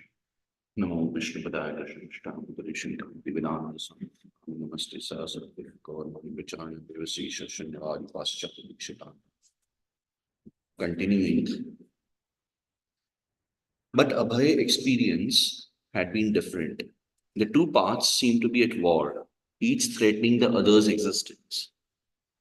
He felt operating somewhat like the materialist he had criticized in his writings, absorbed in the struggle for the existence with insufficient time for self realization. Although his family made more and more demands of him, he was feeling less inclined to work for them and more inclined to preach Krishna consciousness. It was a predicament. He could only push for diligently, support his family, expand his business, and hope for a great success so that he could revive his publishing. But the Lucknow factory seemed almost beyond his means. He had purposely begun he had purposely begun on a large scale with the aim of making a larger profit. But monthly expenses were high. He had fallen behind in his rent, and now he was involved in a court case with the landlord. Although he was visiting Calcutta regularly, shipping raw materials from Calcutta to Lucknow daily, he always found his family members in Calcutta uncooperative. His servant Gauranga was also reluctant to work as Abhay required and was thinking of going back to live with his family. Abhay again wrote to Gauranga on the 23rd, offering my humble obeisances at the Vaishnav Gauranga Prabhu. I have received your postcard dated 18th November 1945 and got all the informations. There is no need to come here just for a month after spending the money and then go back. For the present, take 25 rupees from Dubra and go home. Write a letter to me after your arrival, and I will send the rest of your money in 1 or 2 installments by money order. Then from there, you let me know when you can come here. I have started my work here in a fairly big scale. You have seen that with your own eyes. If there is no income, who will spend for interrogation? Everything is on my head. The brother and sons are just eating and sleeping like a bunch of females and breaking the axe on my head. You go home as soon as you get the money and try to come back as soon as possible. Yours, Shri Abhay Charan Dey.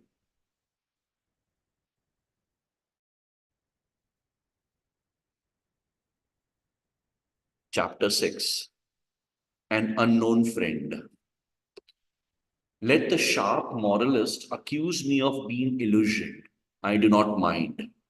Experts in Vedic activities may slander me as being misled. Friends and relatives may call me frustrated. My brothers may call me a fool.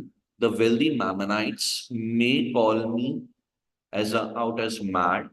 And learned philosophers may assert that I am too much proud.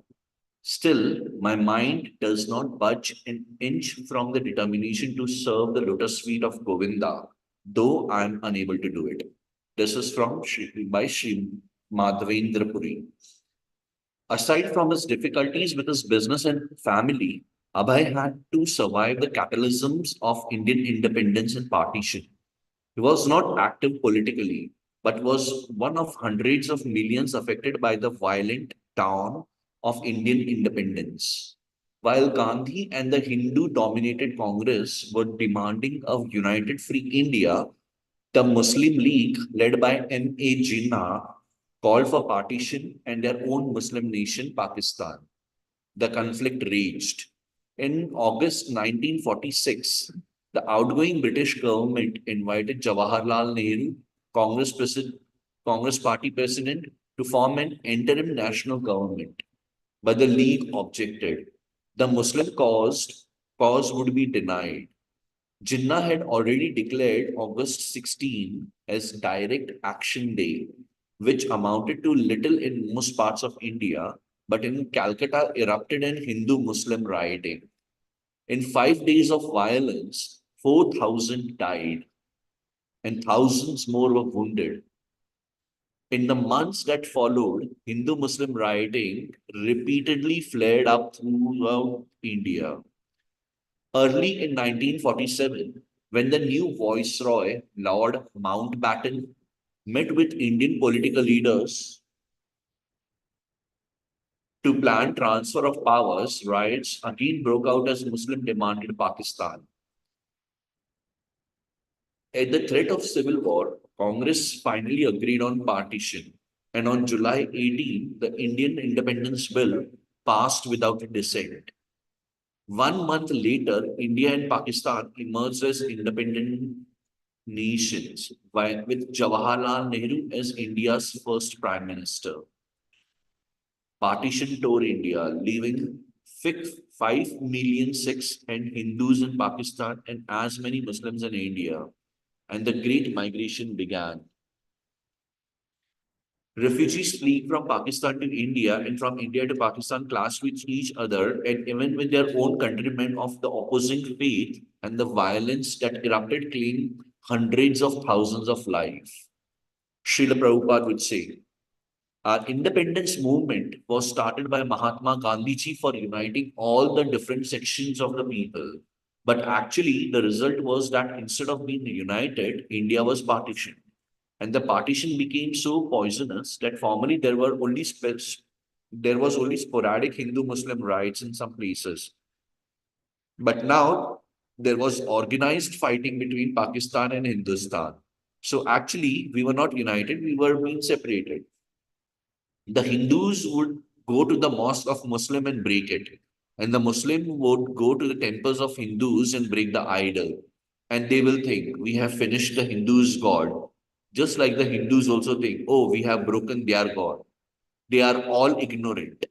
God cannot be Hindu, God cannot be Muslim, God cannot be Christian, God is God. We have seen in 1947 Hindu-Muslim fighting. One party was Hindu, the other party was Muslim.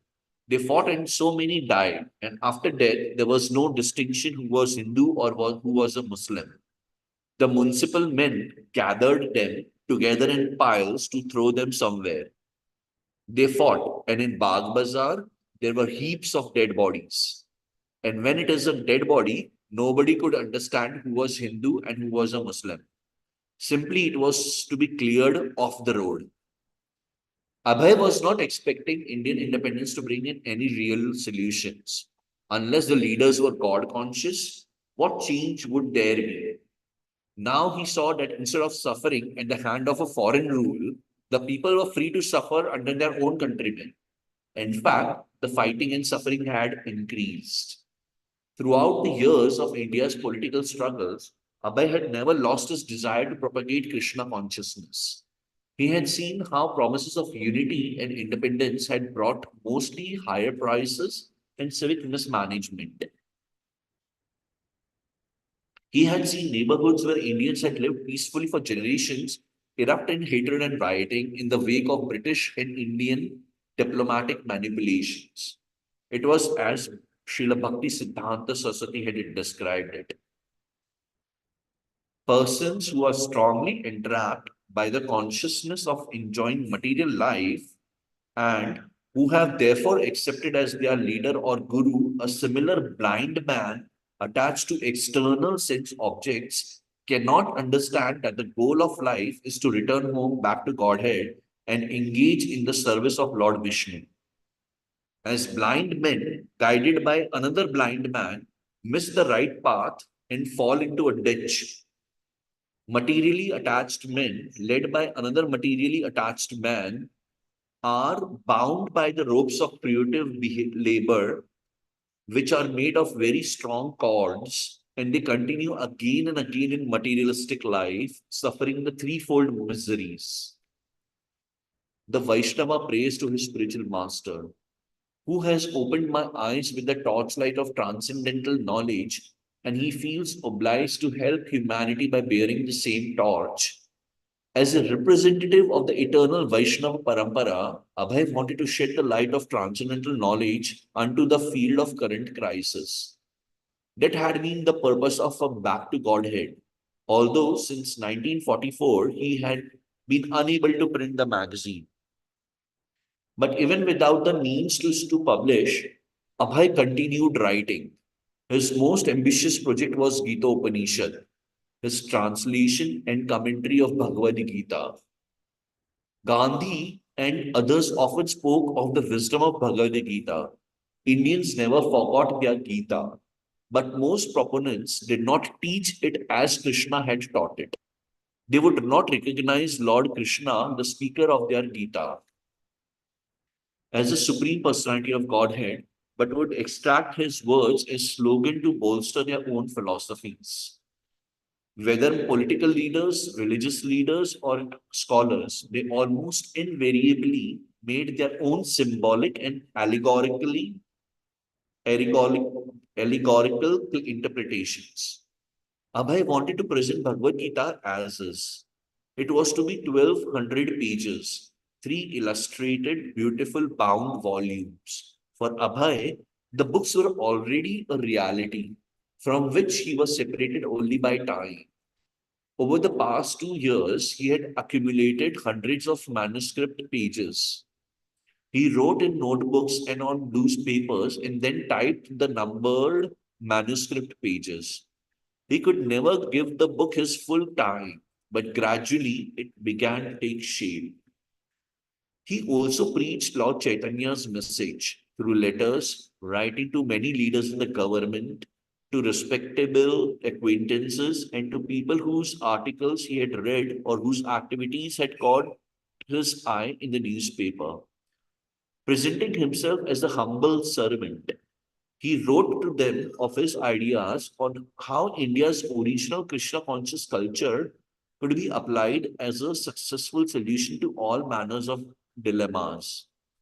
Sometimes his letters drew replies, and Abhay would respond, fanning the sparks of interest wherever he found them. A well known reformer, Mahindra Pratap Raja, was forming what he called the World Federation.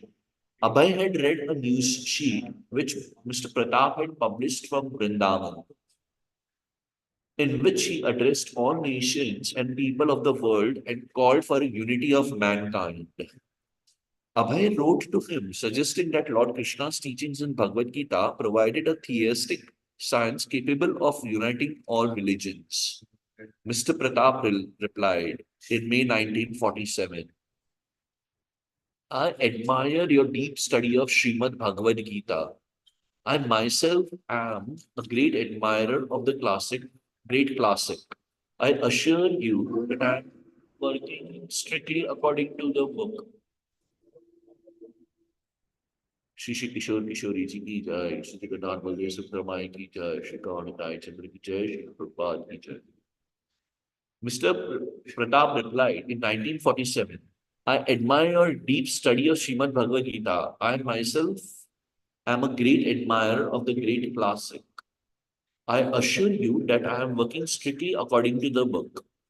Mr. Pratap mentioned his book, Religion of Love, and suggested that Abhay read it if he wanted to know the World Federation's view of religion. In the meanwhile, Mr. Pratap wrote, I do not agree to your suggestion of making the name of Krishna or Govinda as the basis of the unity of religions. This would amount to conversion and won't lead to unity of religions. I highly appreciate your efforts in the direction of back to Godhead. Abhay got the book, read it, and in July 1947, while he was visiting Kanpur, wrote a reply. He had traveled to Kanpur not as a spiritual teacher, but as a pharmaceutical salesman. Yet a typewriter had been available and out had come his preaching. In continuation of my last postcard, I beg to inform you that I have finished the reading of your book, Religion of Love. In my opinion, the whole thesis is based on the philosophy of pantheism, and the approach is made by the services of mankind.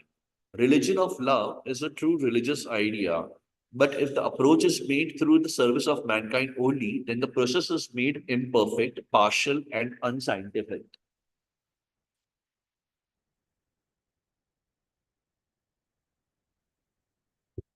Take it up. The true religion of love is perfectly inculcated in the Bhagavad Gita. Besides, you have not quoted any authority for all your statements. So, it is more or less dogmatic. It is different men, but different dogmatic views about religion and its essentials, who is to be accepted and who is not to be. Therefore, the approach shall be and must be authoritative, scientific, and universal. Right? Abhay Devi. You can read as much as possible, and I'm here waiting. If you want, you just So you were reading from one? no. I read from 2 to 3:30, and then again 15 minutes ago. Okay.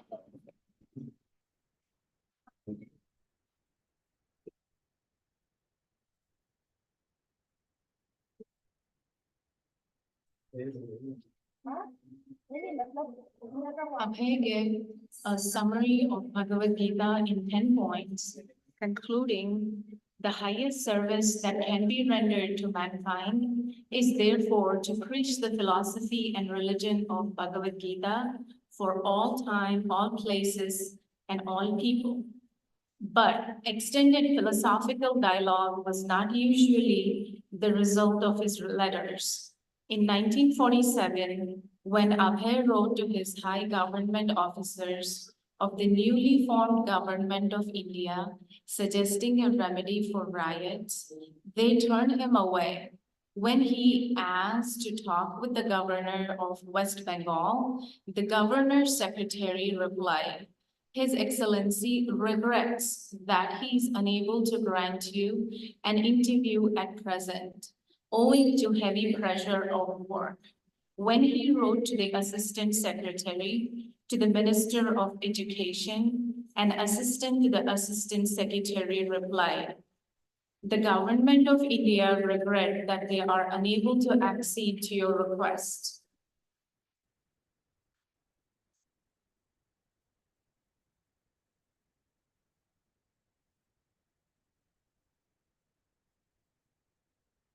Sometimes official interest took the form of a patronizing pat on the head.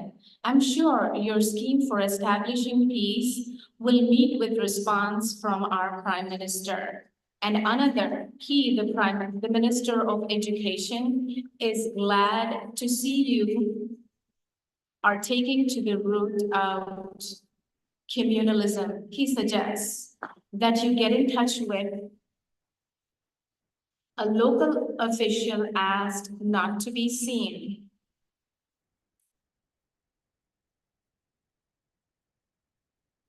I thank you for all that you have written and the fine sentiments which you have expressed. It is no use arguing the matter, as I do not think that I can serve any useful purpose by joining the organization which you wish to set up, and therefore you need not take the trouble of seeing me. I wish you, however, all success. In October, after the Calcutta riots of 1947, Abhay wrote to the chairman of the rehabilitation community, who replied, "Regarding Hari Kirtan and Prasadam, you may make any program of your own, but I'm afraid I'm not interested in the same, nor my committee, and therefore there is no necessity of your meeting with me." Abhay was fulfilling his role as a Vaishnava preacher, and the secretaries of the various government offices were recognizing and addressing him as such. But they could not appreciate his applications of the philosophy of Bhagavad Gita and his suggestions for Hari Kirtana. Occasionally, however, someone seemed interested. Mr. N.P. Ashtana, High Court Advocate, replied, "I'm very much obligated to you for your letter regarding your broad scheme about spiritual improvement. I thoroughly appreciate the fine feelings which have prompted you to write this letter and the kindness with which you have considered my query. I have been a student of Bhagavad Gita and have also inhibited some of its teachings. But I still lack a good deal and will be glad to be guided by a person of your accomplishment. You may kindly, therefore, send your scheme to me, on receipt of which I will be able to express my views. It was inevitable that Abhay would think of engaging Mahatma Gandhi in devotional service because of his lifetime of courageous, ascetic, and moral activities on behalf of his countrymen. Mahatma Gandhi had great power to influence the Indian masses. As with Mahendra Pratap of the World Federation, Mahatma Gandhi's idea of serving God was to try to bring happiness to man through politics and through his own invented methods. As one Englishman had said of Mahatma Gandhi, he's either a saint amongst the politicians or a politician amongst the saints. But be that as it may, he was not as yet fully engaged in pure devotional service, and his activities were not those of a Mahatma as described in Bhagavad Gita. The Gita defines a Mahatma as one who fully engages in worshipping Lord Krishna as the Supreme Personality of Godhead, always chanting his glories. The Mahatma encourages others to surrender to Krishna. But because, as a young man, Abhay had been a follower of Gandhi, Abhay had a special feeling for him. Of course, Srila Bhaktisiddhanta Saraswati had later convinced him to engage exclusively in devotional service. But now, Abhay felt his old friendship for Gandhi. Even though Gandhi was a towering figure of worldwide fame, and Abhay unknown both to Gandhi and to the world. On December 7, 1947, Abhay wrote to Gandhi from Kanpur. Gandhi was living at the Birla Mansion in Delhi, where large military forces throughout the city discouraged Hindu-Muslim rioting. Gandhi's secretary, Pyarelal Nair, described Gandhi at this time as the saddest man one could picture. The men he had led in the struggle for the Indian independence, Jawaharlal Nehru, Vallabhbhai Patel, and others had taken the leadership of the nation. And Gandhi, with his doctrines of nonviolence, unity, and agrarianism, was now at odds with them in many ways. He feared he was becoming an anachronism. His former colleagues admired him but rejected his leadership. All his programs, Hindu-Muslim unity, nonviolence, upliftment for the poor, although praised throughout the world, were failures in India of 1947.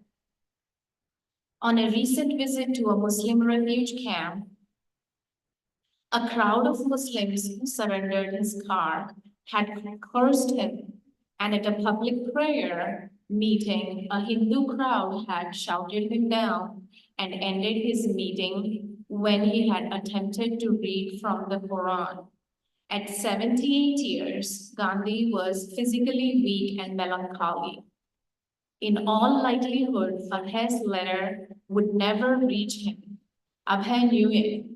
Sending a letter to Gandhi would be like putting a note in a bottle and sending it to the sea. It would arrive in the flood of mail and Gandhi would be too busy to see it. But Abhay sent it nonetheless. Dear friend Mahatma Ji, please accept my respectful namaskar. I'm your unknown friend, but I had to write to you at times. And again, although you never cared to reply them, I sent you my papers, back to Godhead, but your secretaries told me that you had very little time to read the letters and much less for reading the magazines. I asked for an interview with you, but your busy secretaries never cared to reply this.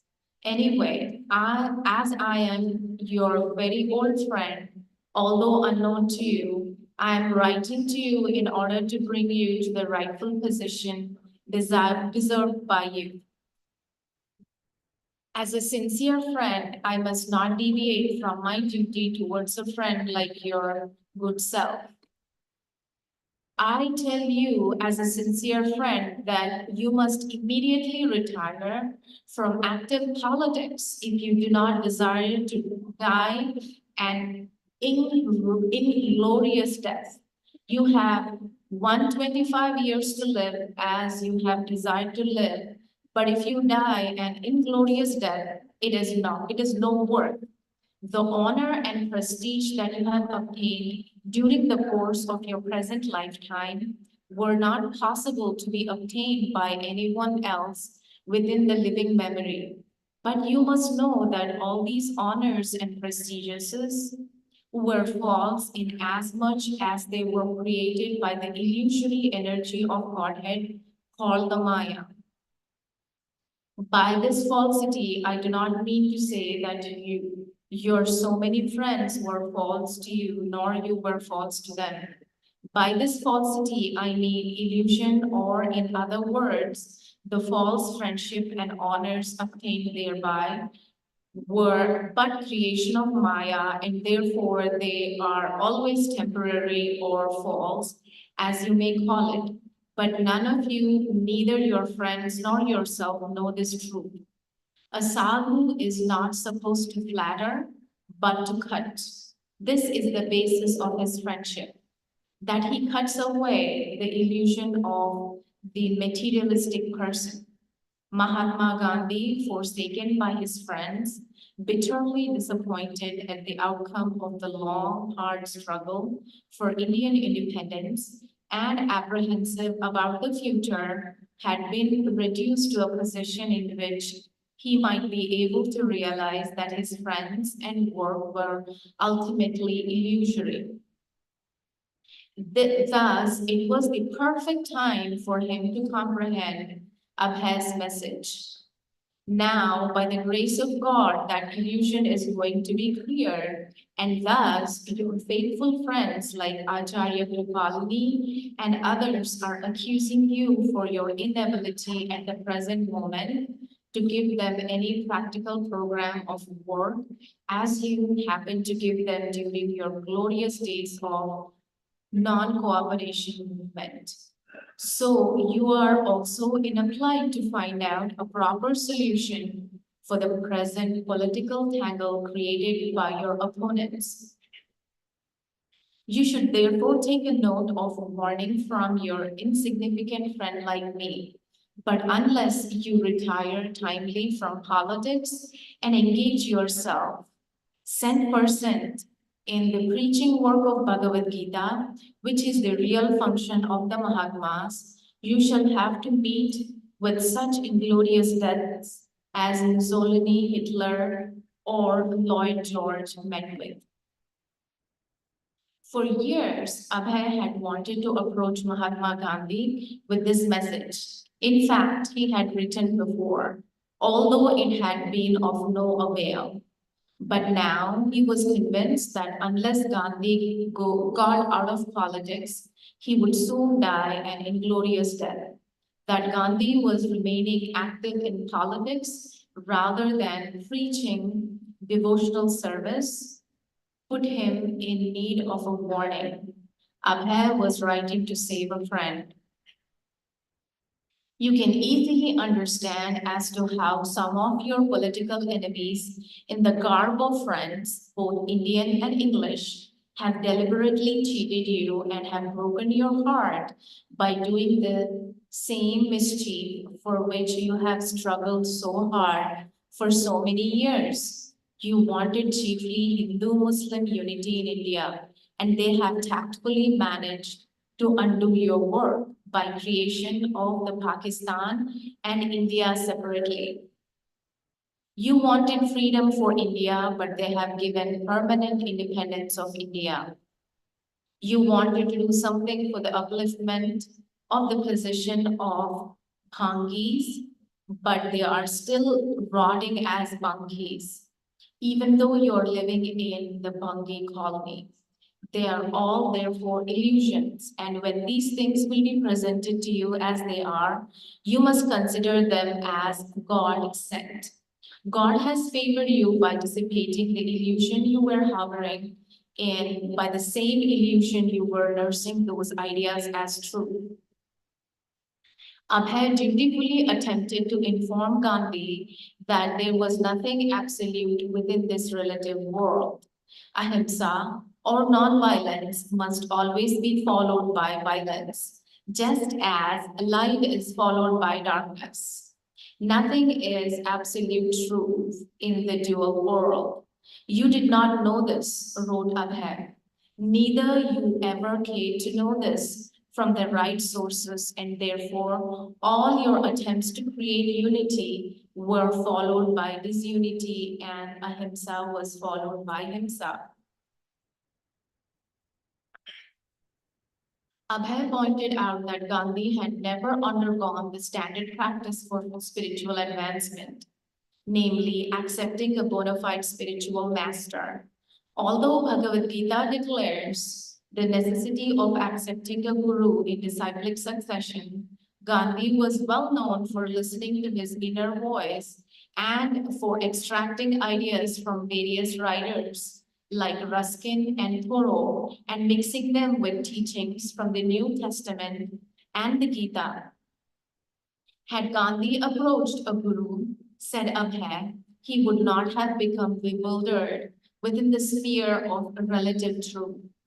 In the Katha Upanishad, it is ordered that one must approach the bona fide guru who is not only well versed in all the scriptures of the world, but is also the realized soul in Brahman, the absolute, in order to learn the science of absolute truth.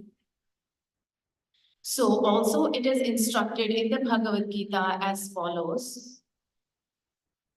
Tad vidhi pranipatena pariprashnena sevaya upadekshayanti te jnananam jnanina tattvadarshinaha.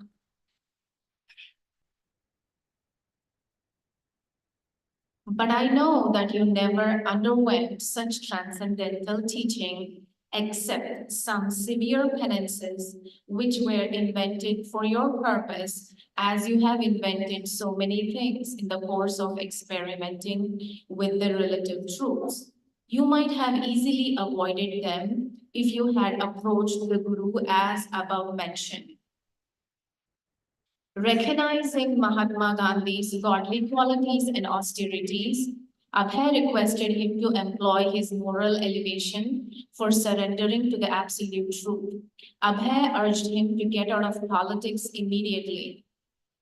But your sincere efforts to attain some godly qualities by austerities, etc., surely have raised you to some higher platform, which you can better utilize for the purpose of the absolute truth.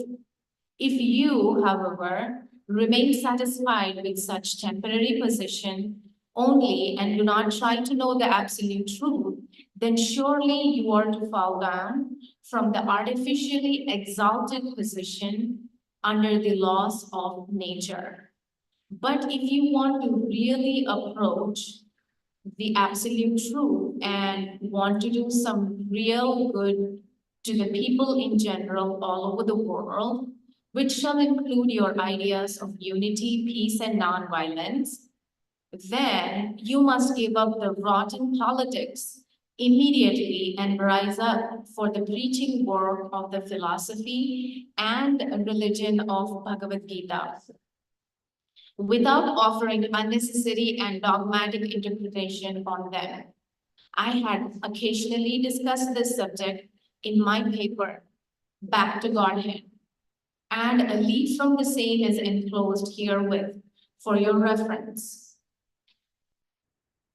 I would only request you to retire from politics at least for a month only and let us have discussions on the Bhagavad Gita. I'm sure thereby that you shall get a new light from the result of such discussions, not only for your benefit, but for the benefit of the world at large. As I know that you are sincere, honest, and moralist, awaiting your early reply with interest. Yours sincerely, Abhay Charan Dey. There was no reply. A month later, Gandhi announced that he would fast until death unless India made a payment of 550 million rupees to Pakistan, a previous condition of the partition agreement.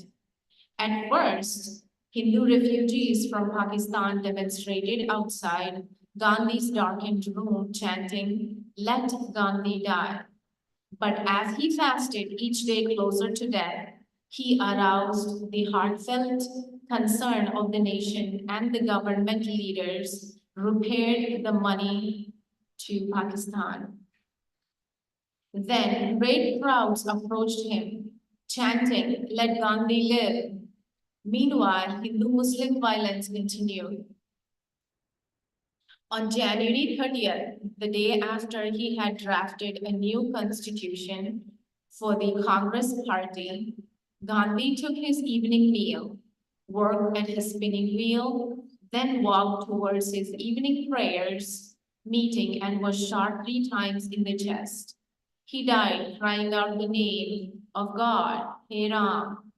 Abhay's letter of the previous month suddenly read like a prophecy, but it had not been read by the person for whom it had been intended. When the directors of Mahatma Gandhi Memorial National Front invited suggestions on how to commemorate Gandhi's life and work, Abhay wrote to them and simultaneously to Vallabhbhai Patel, India's Deputy Prime Minister, proposing the Gandhian way to use the funds. Gandhi's whole life was dedicated to the service of humanity at large, with special interest for raising the moral standard. His later activities showed that he was equal to everyone, and all the people of the world knew him more as a spiritual leader than a mere politician. Devotion to Godhead was his ultimate aim. When I say that his sacred memory should be perpetuated not in the ordinary way, but in the Gandhian way, I mean that fitting respects to his memory will be done in the following manner.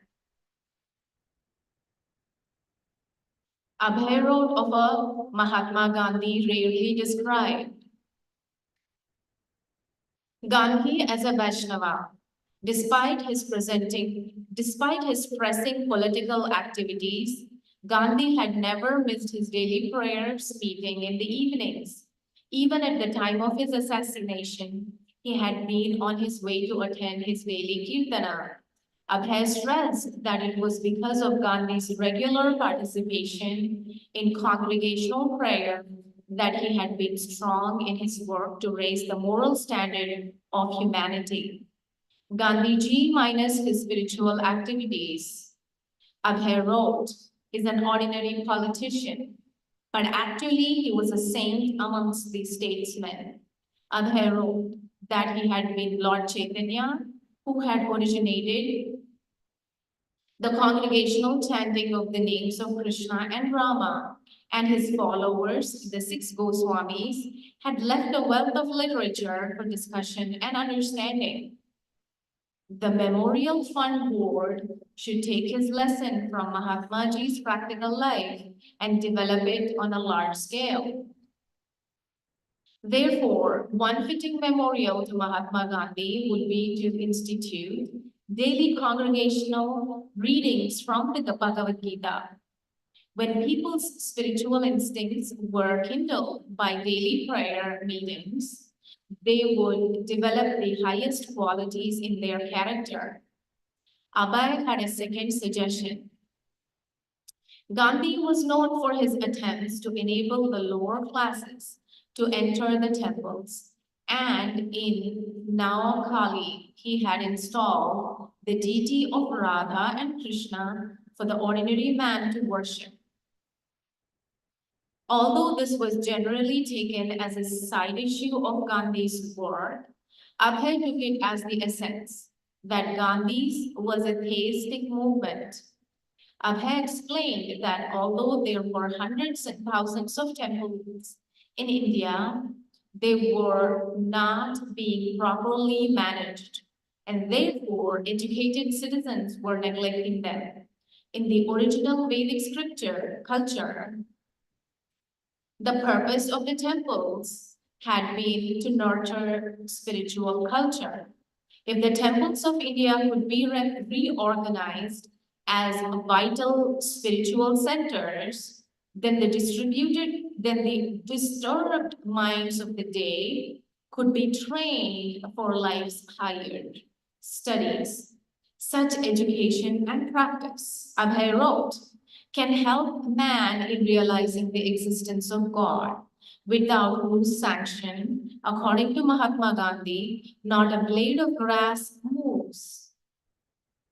He also referred to Gandhi's Harijan movement, which most people saw as Gandhi's humanitarian effort to grant equal rights to untouchables, whom Gandhi had recognized as Harijan, people of God.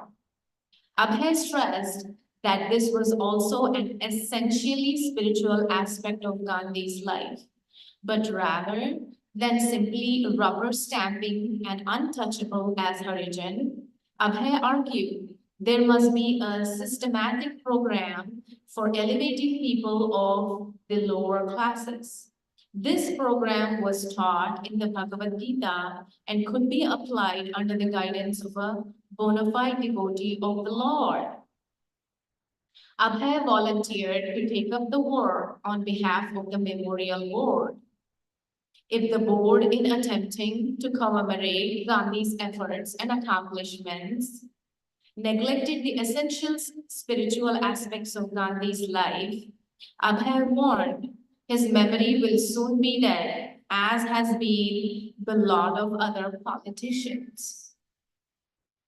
Perhaps, they say, Abhay, as another opportunist seeking money or as a sectarian religionist. But Abhay saw himself as a lowly servant of Srila Bhakti Siddhanta Saraswati, seeing certain Vaishnava qualities in the character of Mahatma Gandhi. Abhay took the opportunity to introduce his spiritual master's message to the world. And by doing so, he paid tribute to Mahatma Gandhi, praising him as a great devotee interested in Kirtana, temple worship, and elevating unfortunates to become people of God.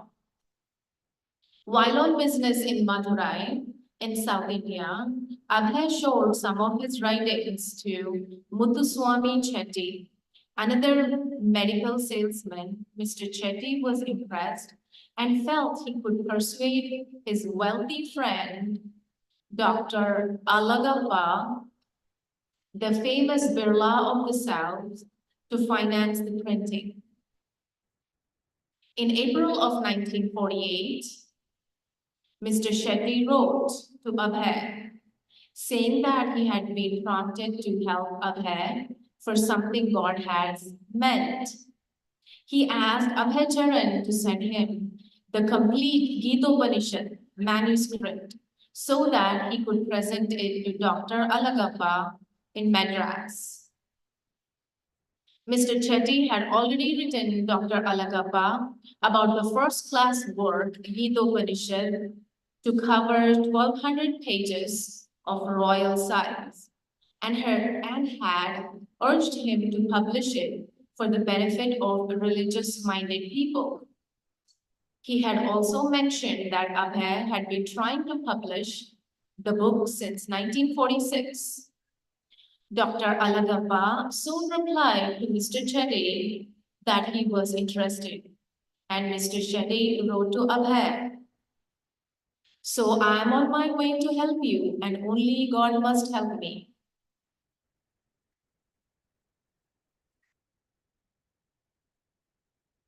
As for talking business with Dr. Alagappa, there would be no need, since once he does it, it is for the sake of the benevolence. Anticipating success, Mr. Shetty invited Abhay to come to Madras to meet Dr. Alagappa. There he will arrange for what God has meant for you to do in your religious duty.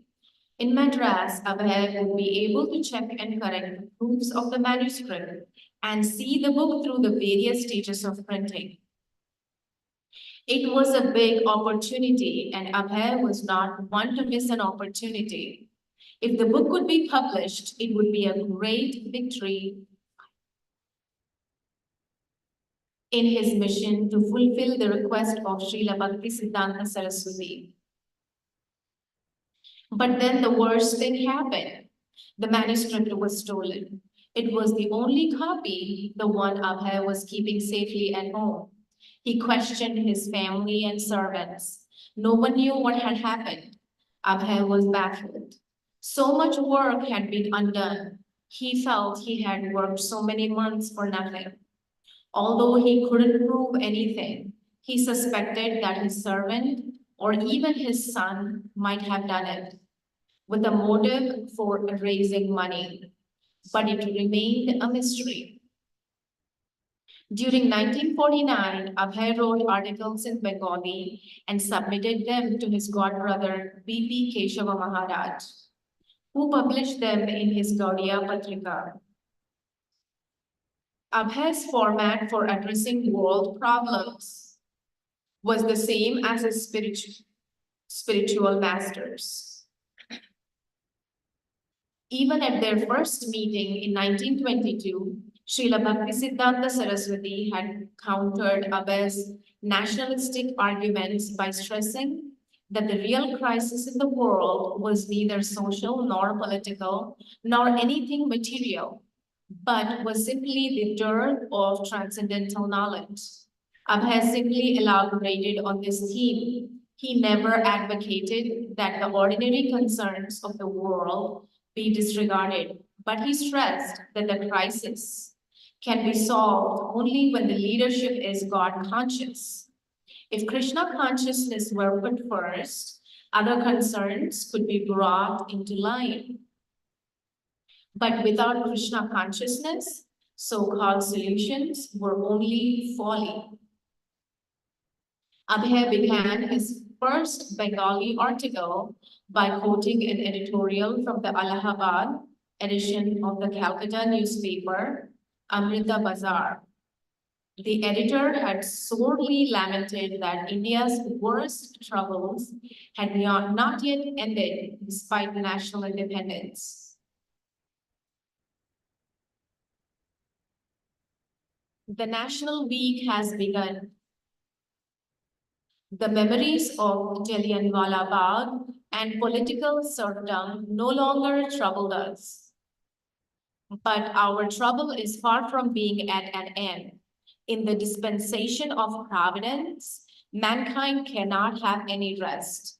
If one kind of trouble goes, another quickly follows. India, politically free, is faced with difficulties no less serious than those that troubled us under a foreign rule. Abhay seized on this editorial reflection as proof of the basic defect of all worldly plans of amelioration. He pointed out that although India had been subjugated by foreign rulers since the time of Muhammad Ghori, 1050 AD, India prior to that had never been subjugated. In those days, India had been a God-conscious nation. It was when India's leaders had abandoned their spiritual heritage that India had fallen. Thus, Indians should see that they were now being punished by the stringent laws of material nature. The honorable editor of Amrita Bazar Patrika, Abhay noted, has written so badly, if one trouble goes, another quickly follows. But that was stated in Bhagavad Gita a long time previously. It was the same theme He had stated in his 1944 Back to Godhead articles and the theme of so many of his letters also. Man, due to his neglect of the Supreme Lord, is being punished by material nature, which is directly controlled by the Supreme Lord. Men may write newspaper articles, pass measures at meetings and conferences, and attempt to overcome nature by scientific research. Yet they will remain unable to surmount nature's law. As they try to escape their punishments, the Supreme Lord will cast them deeper into illusion and they will fail miserably. Abhay quoted an appropriate Bengali saying, I was trying to make a statue of Shiva, but I ended up making a monkey. In order to rid the world of misery and bring about happiness, we have now created the atomic bomb. Seeing the all-pervading destruction which could take place in the near future by atomic reactions, Western thinkers have become greatly disturbed. Some people try to give consolation, saying that we will only use this atomic energy to bring about happiness in the world. This is also another enigma of the illusory potency. The problem, Abhay explained, was that the world was lacking Krishna conscious devotees. Leaders under the influence of material nature could never solve the problems of the world. Materialistic illusion was especially prevalent in the Western countries, which Indians should not try to imitate. Abhay prophesied, however, that Krishna consciousness would one day reach the West. In the Western countries, there has never been any discussion of the relation between atomic individual soul and the supreme complete conscious personality of Godhead. Neither their activities nor their state in ultimate perfection has been investigated. This is why, even though they have made so much material advancement, they are squirming in the burning poison of sensualism. We can be absolutely certain that India's real peace formula will one day reach their ears.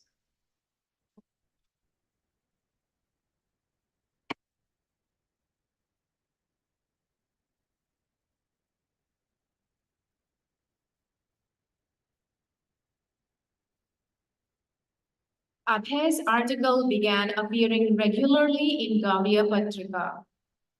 His godbrothers appreciated his writings. His denunciation of the materialistic mentality was reminiscent of Srila Bhakti Siddhanta Saraswati's. In Abhay's hands, the Bhagavad Gita's concept of Asura, a demon, was no longer merely a depiction of a mythological or legendary enemy. The Asuras had come to life in the modern day Hitler, Churchill, or even an Indian Prime Minister.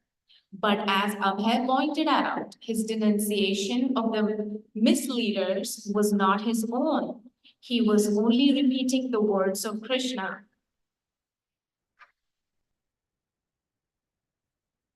During the 1950 and 51, he continued his letter writing, attempting to gain a hearing with various organizations and leaders.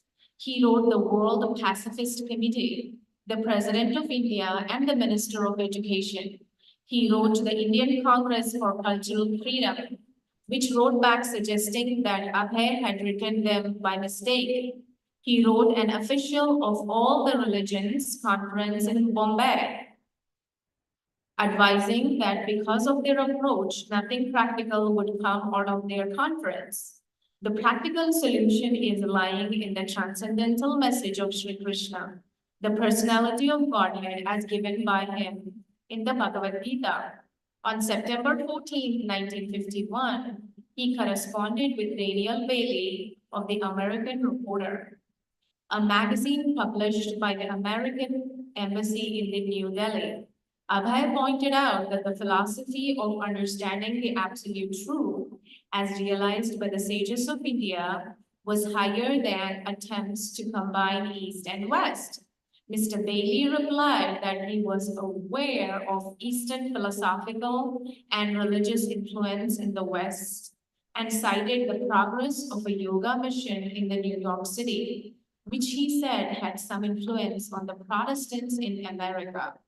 But when Abhay asked if one of his articles would appear in the American Reporter, Mr. Bailey replied, if we were to give considerable space in the American Reporter to, say, the Gita, we, in all fairness, will have to give equal space to all other philosophies, and our desire is not to endorse or condemn any of them, but simply to assist in a better understanding.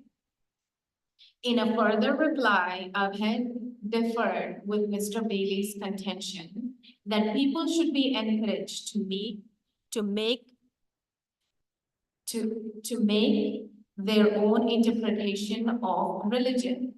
Less intelligent men are always guided by those who are superior in knowledge in all spheres of life.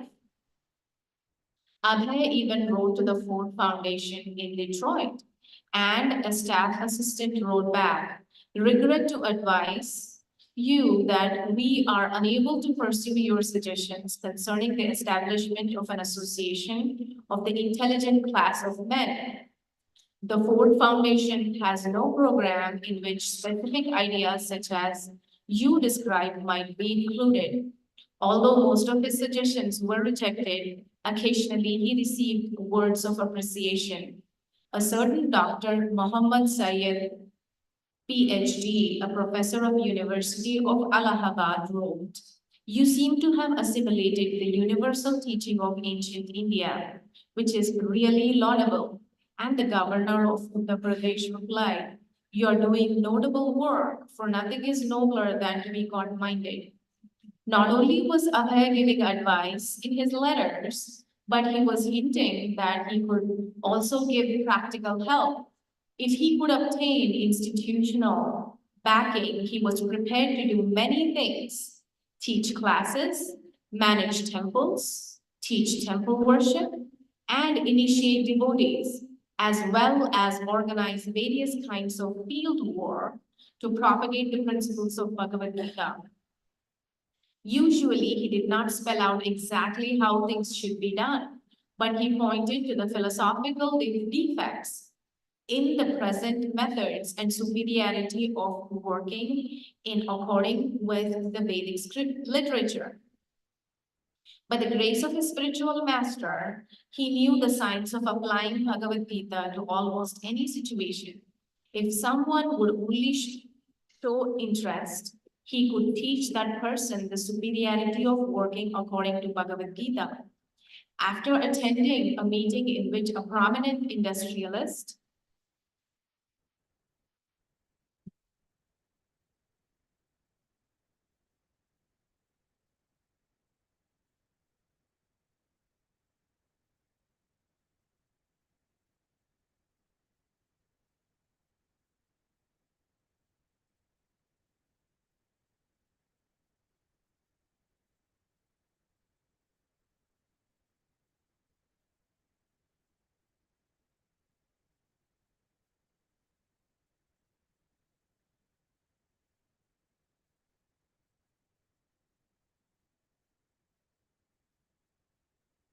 oh, it's gone.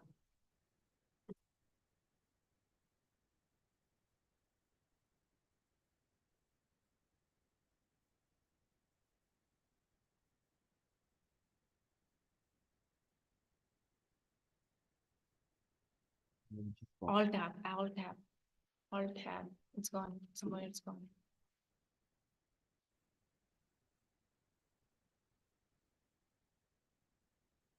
Oh, which page?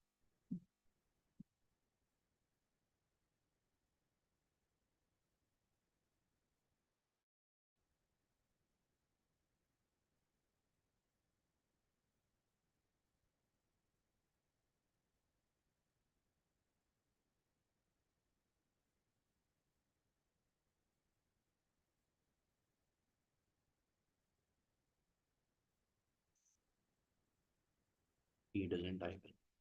He doesn't work.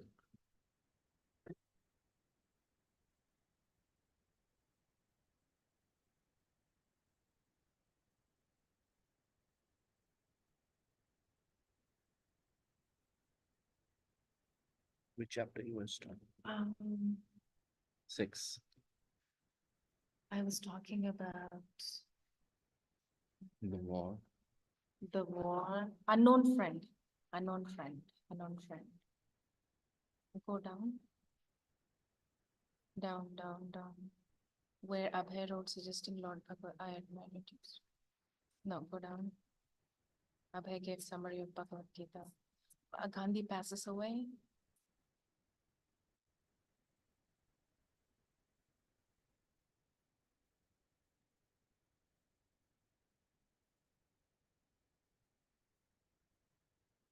Yeah.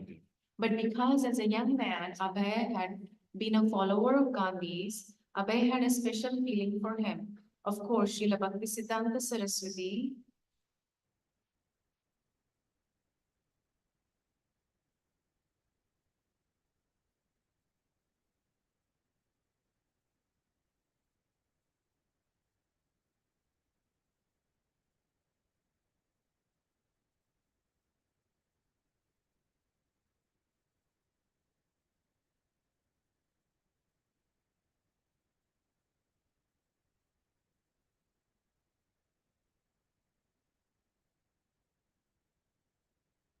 Okay.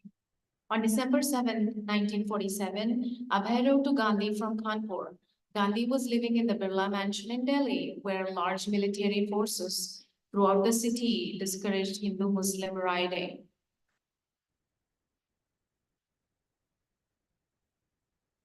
No, this was all done. This was all done.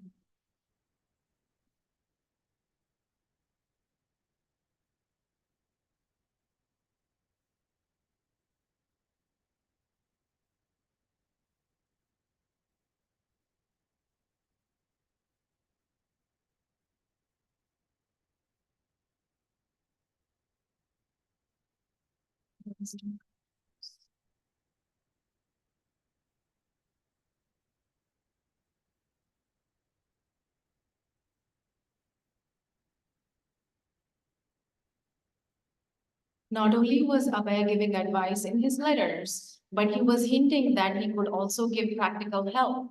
If he could obtain institutional backing, he was prepared to do many things: teach classes, manage temples, teach temple worship, and initiate devotees, as well as organize various kinds of field work to propagate the principles of Bhagavad Gita. Usually, he did not spell out exactly how many things should be done, but he pointed to the philosophical defects in the present methods and the superiority of working in accord with the Vedic literature. By the grace of his spiritual master, he knew the science of applying Bhagavad Gita to almost any situation. If someone would only show interest, he could teach that person the superiority of working according to Bhagavad Gita. After attending a meeting in which a prominent industrialist had stressed harmonious relationships between labor and management in his factory, Abhay wrote a long letter suggesting the man consider the good effects the congregational chanting of Hare Krishna could produce. Since the factory had a special employees club and lounge, Abhay suggested that the workers assemble there and chant Hare Krishna. Abhay urged everyone to surrender to Krishna, but most people had their own philosophies and took his spirit to be sectarian or proselytizing. But Bhagavad Gita was universal, Abhay wrote, and God could not be omitted from any program, even in the name of a secular state. Krishna, as the father of all living beings, had jurisdiction over all programs, organizations, and governments. Indians especially should appreciate the universal scope of Bhagavad Gita. Although Abhay always had a plan of action behind his suggestions, he first sought the interest of his correspondent. There wasn't much interest. He was repeatedly turned down, but he never felt discouraged. He always anticipated finding a sympathizer. He kept copies of all his letters and their replies. A word of appreciation or a slight show of interest from a correspondent being sufficient to elicit from Abhay another thoughtful reply. He had developed a keen sense of dedication to Lord Chaitanya's mission. Without expecting leadership from the Gaudiya Mutt, he still cherished the idea that his godbrothers would soon come together and preach, but he didn't put any energy in the Mathas, since to do so would mean to become involved in one of the factions. Staying clear of the Gaudiya Mutt's internal fray, Abhay continued his letter writing campaign alone, introducing himself as a preacher of Bhagavad Gita and editor of Back to Godhead magazine. In 1948, Abhay closed his Lucknow factory. He had fallen behind in employee salaries, and since 1946, he had been paying past rent in installments. But when sales dropped, continuing the factory became impossible. He lost everything. Srila Prabhupada, I started a big laboratory in Lucknow. There were golden days. My business flourished like anything. Everyone in the chemical business knew, but then gradually everything dwindled. With the help of some acquaintances in Allahabad, he opened a small factory there, in the same city where his Prayag pharmacy had failed 15 years before. He moved to Allahabad with his son Vrindavan and continued manufacturing medicines. While the rest of the family remained at Banerjee Lane in Calcutta, Abhay continued his traveling, but now he was often away for months at a time. And then he had the dream a second time. Srila Bhaktisiddhanta Saraswati appeared before him. Again, he was beckoning, indicating that Abhay should take sannyasa. And again, Abhay had to put the dream aside. He was a householder with many responsibilities. To make sannyasa would mean to give up everything. He had to earn money. He now had 5 children.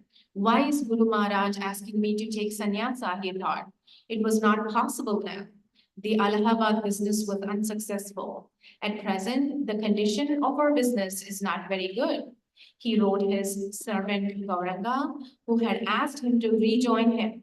When the condition becomes better, and if you are free at that time, I will call for you. He worked earnestly, but results were meager.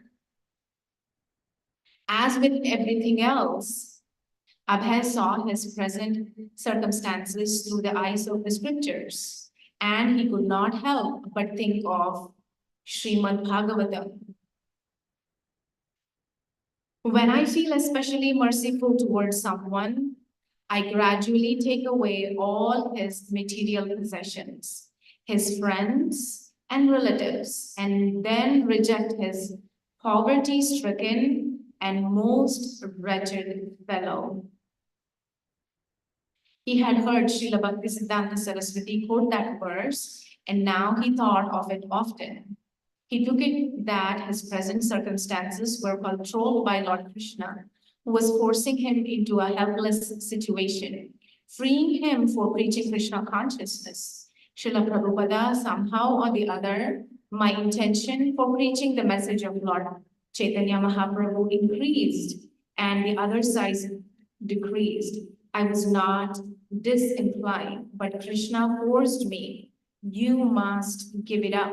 The history is known, how it decreased, and decreased. In Srimad Bhagavatam, Queen Kunti had also prayed, my dear Lord Krishna, your lordship can easily be approached, but only by those who are materially exhausted.